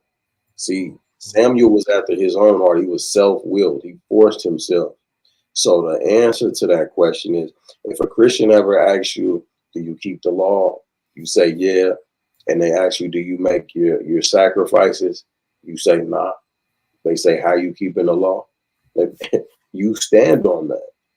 Now you have the understanding I can't just make a sacrifice wherever I want. So if there's no temple, I'm not breaking the law. I'm keeping it. Because, yeah, the date for the sacrifice come up. So what if the place where the Lord died, that the Lord chooses is not available? I'm not supposed to force myself, because then the dominion is going to be taken from me, just like it was from Saul. You know, that's what it is to truly be after the Lord's heart. And you damn right, you know, you got to follow those directions to the letter, and even more so the spirit of it all, right?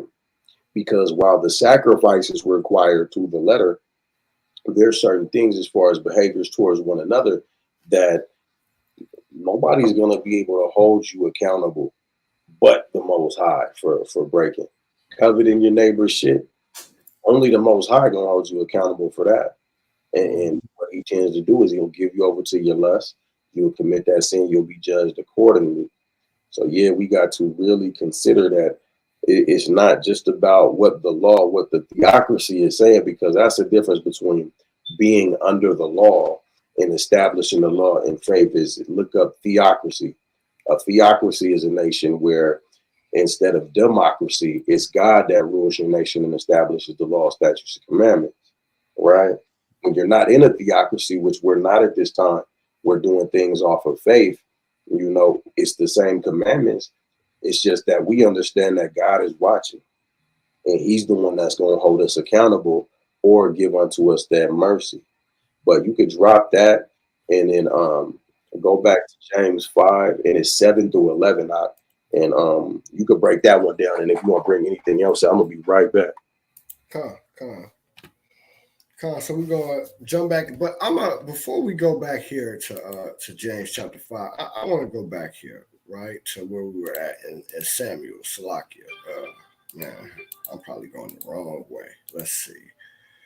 Yep, right. So he says that, but now thy kingdom shall not continue. The Lord hath sought him a man after his own heart. Right, a man after his own heart. King David, right, was a man after his own heart, right?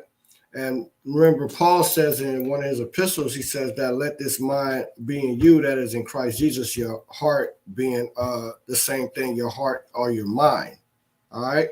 So we want to have the mind, right, of a hamashiach, right, which is the same mind of the Most High Yahweh, which means you're going to basically be like King David, being a man after being a person after King David, after the Most High Yahweh's own heart. All right. Why? Because you want to keep these laws, statutes, and commandments. All right. That's what we should be striving to do, striving to keep these laws, statutes, and commandments to the best of our abilities. All right. Now let's go back to what was that? James chapter 5, verse 7. All right. It says, be patient, therefore, brethren, until the coming of the Lord. Behold, the husbandman waiteth for the precious fruit of the earth, right? The precious fruit of the earth, right? Why? Because every Israelite is precious in the sight of the Most High. All right? We got to remember that, man, that we're precious. All right? That the Lord loves us. All right? And that he made a promise, right, to our forefathers, man, and he swore by his own name. Why? Because there's nothing else high to swear by. Right? Let's continue. And have long patience for it. All right? The precious fruit, right? He have the Most High Yahweh, the husbandman, or the Lord, Yahawashi, the husbandman, he have long patience for it until he received the early and the latter rain. All right. And what's the significance of the early and the latter rain? All right. Obviously, the precious fruit needs this early and this latter rain. All right. What is that signifying right there, right? The early and the latter rain, man. This is the word, man. All right. Okay. Got in y'all with the deep shit. Yeah, Salaki. All right. I don't want to get too deep, right? But this is what this is. This is the word. All right. And remember, right? What does it say? Let me go here real quick. Let me show y'all something too. All right. So this is Revelations chapter 3.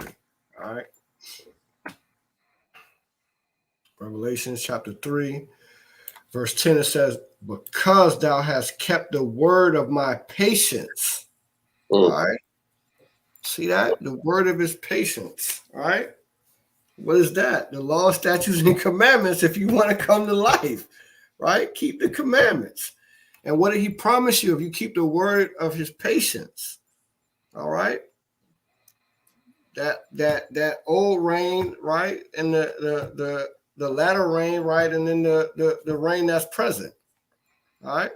What did he say? He said I will also keep thee from the hour of temptation, right? That's going to come upon this earth, right? Jacob's troubles. Right? We don't understand how bad we need to. Right. That's why we need this, man. And look what it says. It said, which shall come upon all the world to try them that dwell upon the earth. All right. Just John the Revelator prophesizing right here. All right. All right. So let's go back. All right. And this is the Lord right here, Yahawashi speaking too, by the way. All right. Let's go back to James chapter 5, right? Let's keep going right here. Is this more? There's definitely more meat on this bone, right? It says, be ye also patient. All right. I hope people understand. Right, I'm gonna go here real quick, real quick, right? Why is patience so important? All right, let me show y'all this too. Keeping the word of his patience, the law, statutes, and commandments, right? Watch this. This is James 1:1, right? It says, James, a servant of Yahweh and of the Lord Yahawashi, hamashiach, to the 12 tribes which are scattered abroad, greetings. So this, you know who he was writing to, right? It says, my brethren, count it all joy when you fall into diverse temptation. Watch this. It says, knowing this, that the trying of your faith worketh patience. All right. Why is it so important to have patience, right? But let patience have her perfect work, that ye may be perfect. Whew. That's why. So that you may be perfect. Oh, nobody can be perfect, right? Let's see what being perfect is, though, right? Tells you right here that you may be perfect and entire, wanting nothing, right? Because all you need is going to be in the word of Yahawashi's patience, the law, statutes, and commandments that we're also reading about in James chapter 5. It all goes back to that. Family? All right. Con. Salaki, you had anything to add? I know I've been on my on the soapbox for a minute here. Salaki. No, you good. Con. But let's continue, right? Verse 9, it says, grudge not one against another. See that? Grudge not one against another. Brethren, lest ye be condemned. Behold, the judge standeth before the door. Who's that judge standing before that door? Right? Because you want to hold a grudge against your brother. Right? And then that judge at that door is going to condemn you. All right? Who stands at the door? Who's not? Who? Somebody tell in the chat. Who's the judge at the door? All right. And if somebody know the precept I'm thinking about too, bring that out. All right. All right. All right. Who's the judge at that door? All right.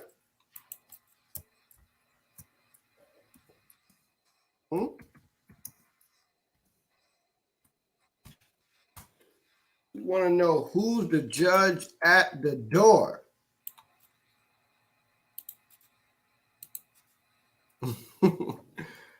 Cap in here going in, man. Y'all don't even know what's going on right now, man. Cap about to hit y'all with some. Y'all don't know how Cap get down. Hey, he gonna start doing a live stream real soon. So tell him where you about doing your lives at. Yeah, Con, they're gonna be right here on this main FOG page. They're gonna be every Thursday, coming within the next 2 to 3 weeks. All right, the next 2 to 3 weeks. Once I have nailed down under the guidance, man, of our powerful leader, the General Brother AhshRawchaa, I'll put the date out, and we'll be sharing it, man, on my social media. We'll be sharing it on YouTube and stuff like that. But this class is going to be every Thursday. All right. And this is the type of stuff you see from me right now is what you're going to get in that class too. All right. So we're gonna bring it out, man. All right. It's been very essential even in my life. You know what I'm saying? Like you might call me General. I would tell him, just call me brother, man. Just call me brother. The Cap, man, he be coming through in the clutch, man. And he will edify you not only with what your conscience has, but he'll edify your spirit as well. How you feeling real whole. So if you need that, make sure you tap in the fire of God Hebrew Israelites.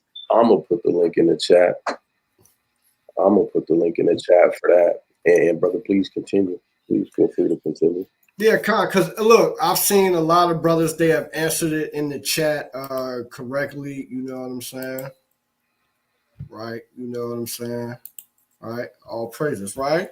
And I got a precept on it too. Oh, somebody put it in the chat too, right? I ain't even gonna get it now, right? All praises, right? Because what he says, he stands at your door and he's the one knocking. He's the judge at that door, man. He the one gonna condemn your ass. What you see? He is, bro, upon his return. All right. You want him to be like, look, nigga, you've been wearing your fringes and you know what I'm saying? You got 100,000 subscribers on YouTube. All right. God. Hey, ain't no real Israelites getting that, though. Ain't nobody bringing this doctrine out getting no 100,000. You gave up the subscribers for a sweet savor unto the Lord, and still, Lord. He gonna be like, look, man, I ain't know you, man. Right? I ain't know you. I had the precept already pulled up, man. Shout out to the brother, the ancients knew why don't we? All right, shout out to him, man, because he got that right, man. He on fire in this chat, man. All right, man. Hey, man, if your boy Cap talking good, man, again, man, drop some more fire emojis in the chat, man. All right, let me know that y'all with me, man. Let me know that y'all with me and I'm talking good. All right, man. And look, like, share, and subscribe too. All right. I'm gonna go ahead and bring this out too, right? So this is Revelations chapter 3 and verse 20. It says, "Behold, I stand at the door," right? The judge at that door, all right, and knock. So the Lord, he ain't just standing there, bro. The motherfucker, he's standing there, but he knocking at your door. I mean, this is how much the Lord loves us, right? That personally, bro, he's standing at each and every one of our doors, right, in a metaphoric sense, and knocking, right? Why? Because he know that he's the ultimate judge. He's our advocate too, right? Woo-hoo, boy, right? So he's standing at the door and knock. And look what he says. If any man, right, woman, child, right, Israelite, right, hear my voice. Just all you gotta do is hear his voice. Ooh. Right? I respond. Right? You can't just pick up the phone and he like, hello? I know your ass there. It's a time where you gonna knock no more, goddamn it. Right. Remember on Black Panther in the beginning, they ain't gonna knock again. Mm-hmm. Right. And look, but he said he's standing, but all you gotta do is hear his voice, man. Look, bro, what's that new edition phone, man? Mr. Telephone Man, right? It's something right. Wrong with my line. No, it ain't. Right, the Lord, Yahawashi, man, he on your line, bro, with the iPhone 14, bro. Just want you to, he knocking on the door. He all want you to do is hear his voice. You know, you want to make sure you got all your bars. Right? Oh, man, he banging like the brother said, man. He about to bang your door off the hinges, bro. He knocking out there, knocking like the police. Like you about the Kool-Aid man and shit. Right? You got our Lord out there knocking like the police, man. All right, bro? At the water, everybody dropping them fire chats, man. All right? You know what I'm saying? All praises to the Most High, man. We talking good, man. Right? And yeah, man. He about to, look, bro. It's off the damn hinges, bro. He gonna knock the door off the hinges trying to get to you, man, because he love you. See, and that's why it says in John talking about love, it's not that the Most High, we love the Most High Yahweh, but it's that he loved us. And what did he do? He sent his only begotten for us, right? The captain of his armies, all right? He sent that guy, right? And that guy was willing to shed his blood, right? And by the way, man, for all you Christians, what did we say in that time, right? Even the ones who wanted him said, we said, let his blood be on us, by the way. All right, so his blood is on us, on the Israelites. That's how you know that it's predestination, because the motherfuckers that was saying it didn't even realize what they were saying. Like they was I got mocking a them. lesson coming on that too. I'm jumping the gun, giving y'all this work early. Go ahead, Salakia. They was like, well, they're like, we'll take it. You don't want the blood on his hands. Look, just blame it on us. Little did they know, because remember he said, "Forgive them, for they know not what they do." They do. Right.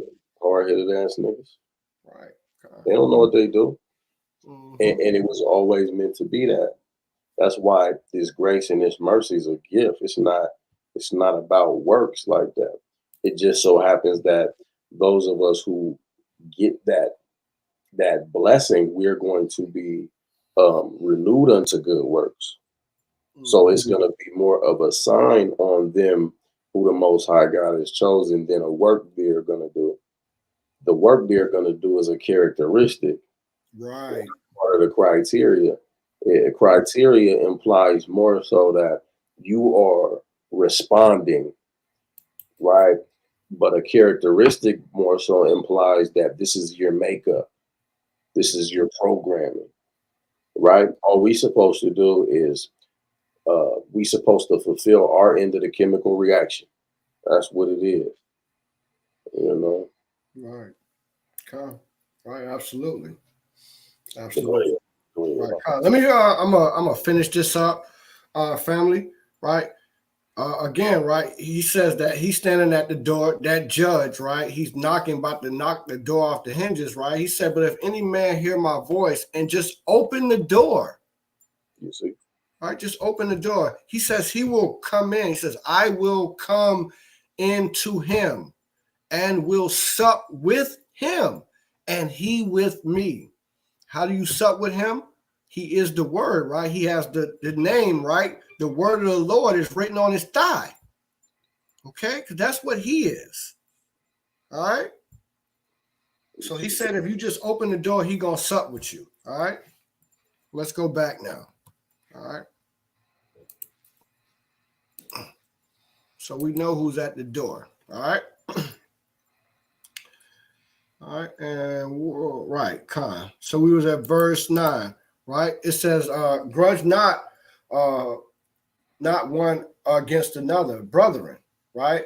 Lest you be condemned, right? The brotherly love, let the brotherly love continue. Let the sisterly love continue. Let the Israelite love continue. All right. It says, behold, right? The judge standeth before the door. We know who that judge is now, right? Verse 10, right? It says, take my brethren, the prophets, right? So now he's telling you to consider this, right? Consider his brethren. Wow, that's a cut on you, again, a cut on you Christians, right? Who is James' brethren? The prophets. Prophets was the Israelites, all right? You see? You see that? Right, so it says, take my brethren, the prophets, who have spoken in the name of the Most High, right? For an example of suffering, right? Affliction, and of patience. Look. Boy, that's deep. Hold that precept right there. What you want? Right? Because that's how we are supposed to be patient. Right? Just like how we're supposed to sacrifice. So really, you're not being patient just by way, you're not and holding the word up in the house. You know it. You just gonna teach your family, I'm on my own because these niggas is wicked. No, you have to tend to that garden according to all these things that was just listed for us. But what I want you to do is pair that with 1 Peter 2:21. Because those prophets were an example, right? They suffered. Yahawashi is a prophet in his right. He suffered. And that's what we're called to. That's the sacrifice. When the brother referred to Romans 12 earlier. 12:1, yeah. So that's what we're called to. And so this is the fullness of it right there. We have to have our hearts established in the knowledge that all of these trials are going to come. And for what purpose? Because we're commanded to pick up our cross and follow him, and we're not worthy. Go ahead. Hey, and look, And with that being said, this is going to help us to be part of the solution, not part of the problem, right? First Peter chapter 2, verse 21. It says, For even hereunto we were ye called. Actually, start at 20, Salaki. Start at 20. 20. I got you. 1 second. 20. All right. All right. So this is First Peter chapter 2, verse 20. It says, For what glory is it if, when ye being buffeted for your faults, you shall take it patiently. So it's like, yeah, you could take your rebuke when you know you did something wrong. That's I mean, any adult should be able to do that. But somebody that's picking up their cross and following Yahawashi should be able to do what? All right. But if when ye do well and suffer for it, if you hold it down and a nigga touch your damn chair and you take it patiently, or if you hold in camp and you do a good job and you packing up the speakers and you can't handle the fact that there are other complications pertaining to your brethren there that might seek to maybe cross a line here and there, and you feel like you so justified in the fact that you holding camp and we doing the Lord's work. It's not the Lord's work what we about to read. Go ahead. Right. It says, for this is acceptable unto God. That's acceptable unto God. The latter part of that. Right. Right. Now, verse 21, it says, for even hereunto were ye called. You were called. That's your description. To suffer unjustly. And because you could heap coals upon your neighbor's head, put the pressure on them so that they could get an example of righteousness, the same example of righteousness that you're supposed to be exemplifying. But niggas be so high and mighty that they're too good to do what Yahawashi called them to do. So go ahead and finish that out. And I want you to get John 13:13, Baba Kusha. Come. It says, because hamashiach also suffered for us, leaving us an example that ye should follow his steps. That we should follow his steps. Who did what?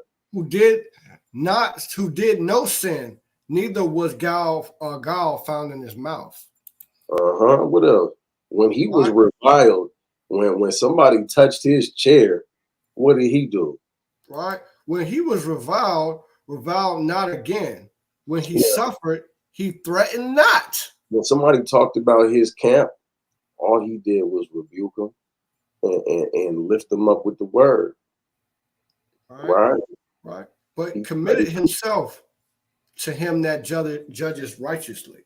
So from this point on, brothers, ask yourself, you know, is this really what I'm about, or do I just want to feel better than the people who still doing the wicked shit that I call myself repenting from? Right? John 3:13, real quick. Read from 13. I want you to read 13, then skip to 15 and read through I think 16. This is the book of St. John, chapter 3, verse Salakia, chapter 3, verse 13. And it says, and no man have ascended up to heaven, but he that came down from heaven. John 13. 13. I thought that's what you said, Salakia. Got you. All right. This is St. John chapter 13, verse 13. Right. It says, ye call me master and Lord. My least favorite thing in the world is this. Yahawashi AhshRawchaa. And some brothers might say, Bashem Yahawashi, Barakatah, Wa Malak. All the fancy, like, I don't know all the shit. But some brothers, that's enough. And it's enough to have them on a place where they don't even have to think about the more important things. Because no matter what language you call Yahawashi master in, this is, look, go ahead. You call me. And you say, well, for so I am. For so I am. What else? Right? You want me to jump to 15? You could just read through. All right, Salakia. Verse 14. If I then, your Lord and Master, have washed your feet, ye also ought to wash one another's feet. You don't want to deal with your brother's filth. You too good to be the servant. And sometimes being the servant is having a nurturing spirit of what are we all supposed to become when we come in truth? We're supposed to be children. Right. You might be in the position of somebody that knows better. But if you're somebody that knows better and you forget that your brother might not be doing as well when it comes to the patience, maybe he's acting crazy, maybe it's because he's still a child. If you're somebody that know better and you pick a fight with a child, what that make you? Make you a child. Mm-hmm. It make Right. you so it's like if you really know better, you're supposed to do better, and you're not supposed to forget that that's what you're called to. Mm-hmm. Exactly. Humble. Go ahead and finish the rest and then bring out whatever you got after that verse Right. 16.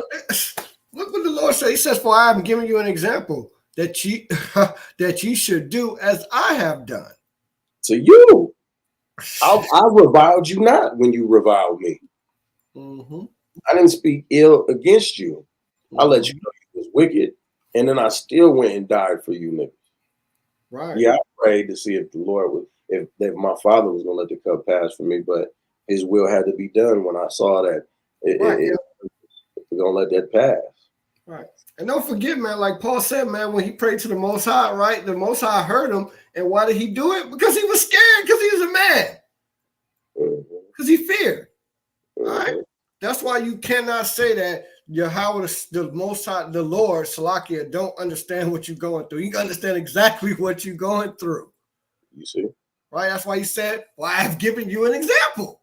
Yeah, like nigga, this ain't no mistake. Yeah, it's hard. Right. But look, bro, I had to suffer and die and get my ass whooped. All right? Spit on, go in jail. Look at that.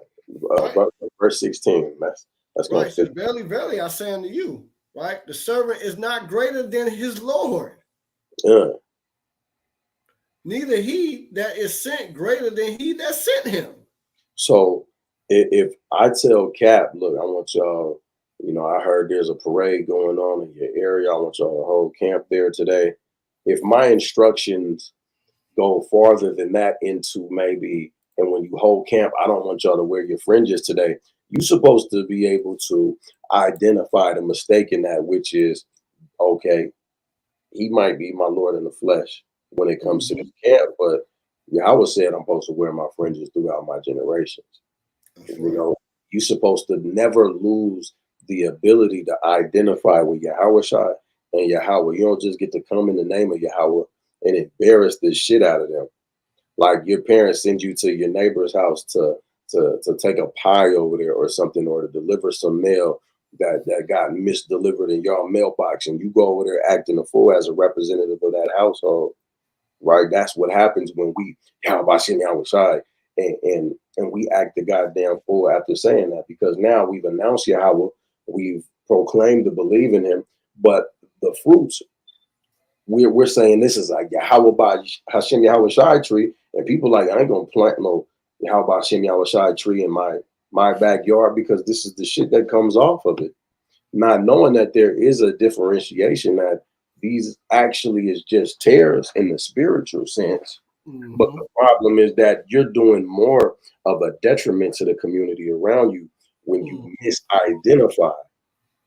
You got to identify, yeah, that might be my camp leader.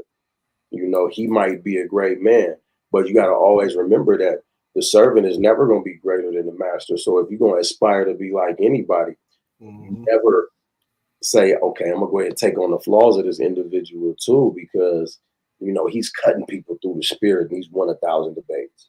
Right? But go ahead, Cap. We're going to wrap up at like another. Hey, you see, that's the spirit. That's how I know me and my brother, man. We always on one accord, man, and all praises to the Most High for that. Because I was just about to send him a private message and tell him that, I'm about to get ready to go in about 5 minutes, man. I gotta take the rest of this time, to spend with my beautiful rib, the sister Ariel. She did go to work today, man, because we ain't celebrating, man. So she went to get her coins, right? But she still got off early, so spent some quality time with her.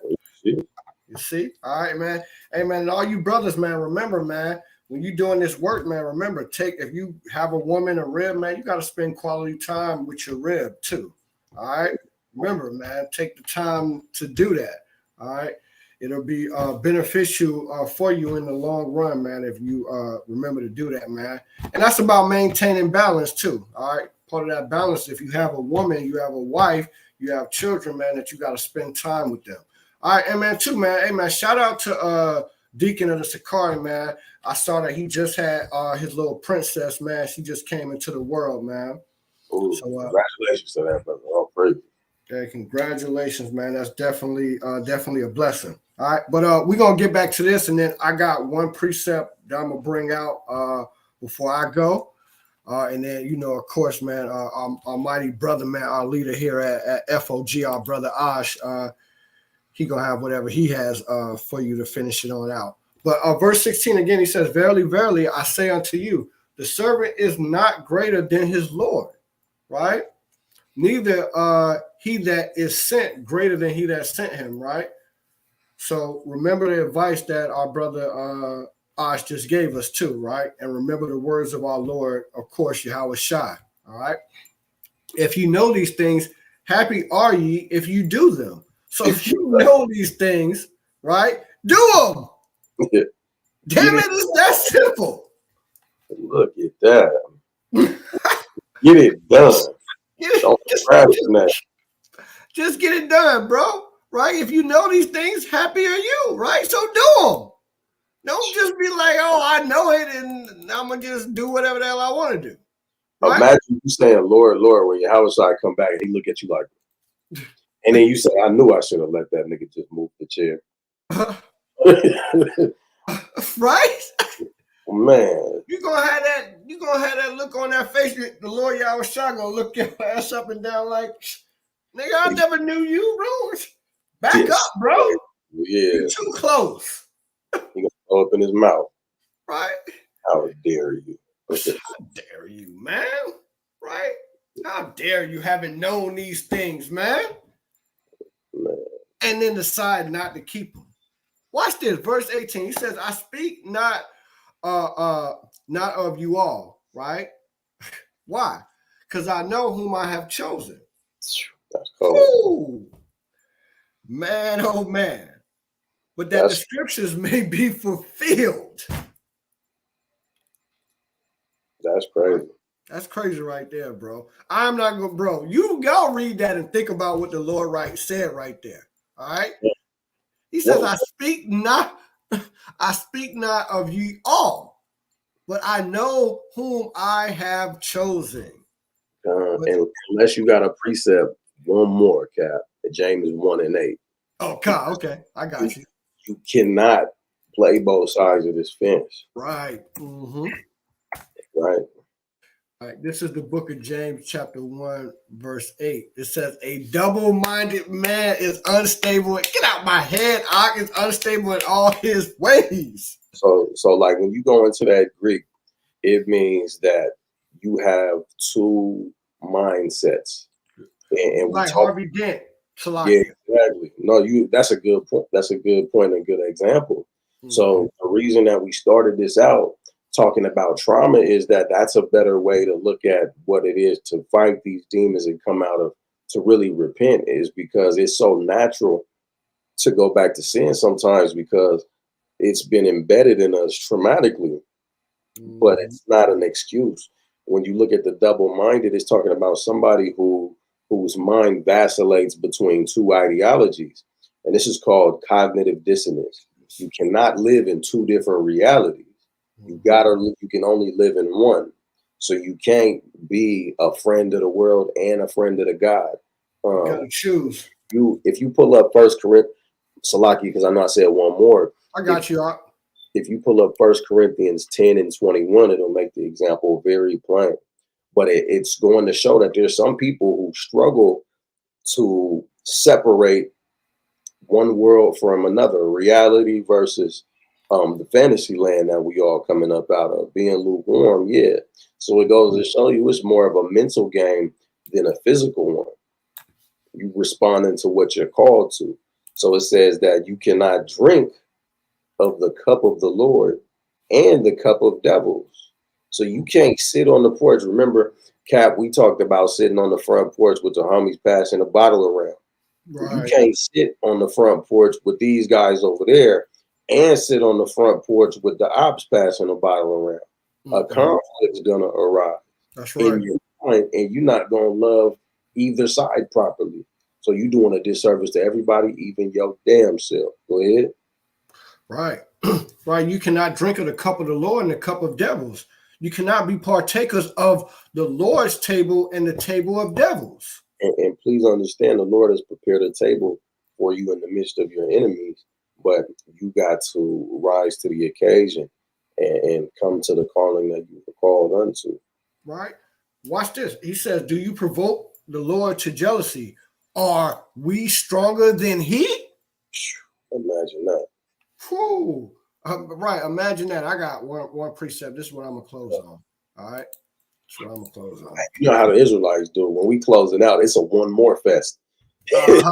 we always. Hey, I hope this. I think this is because I'm gonna go. I told my rib 15 minutes ago. So we're gonna be men of our word. I'm gonna make sure this is the last one. God. Right. And look, right. All right. He says right here.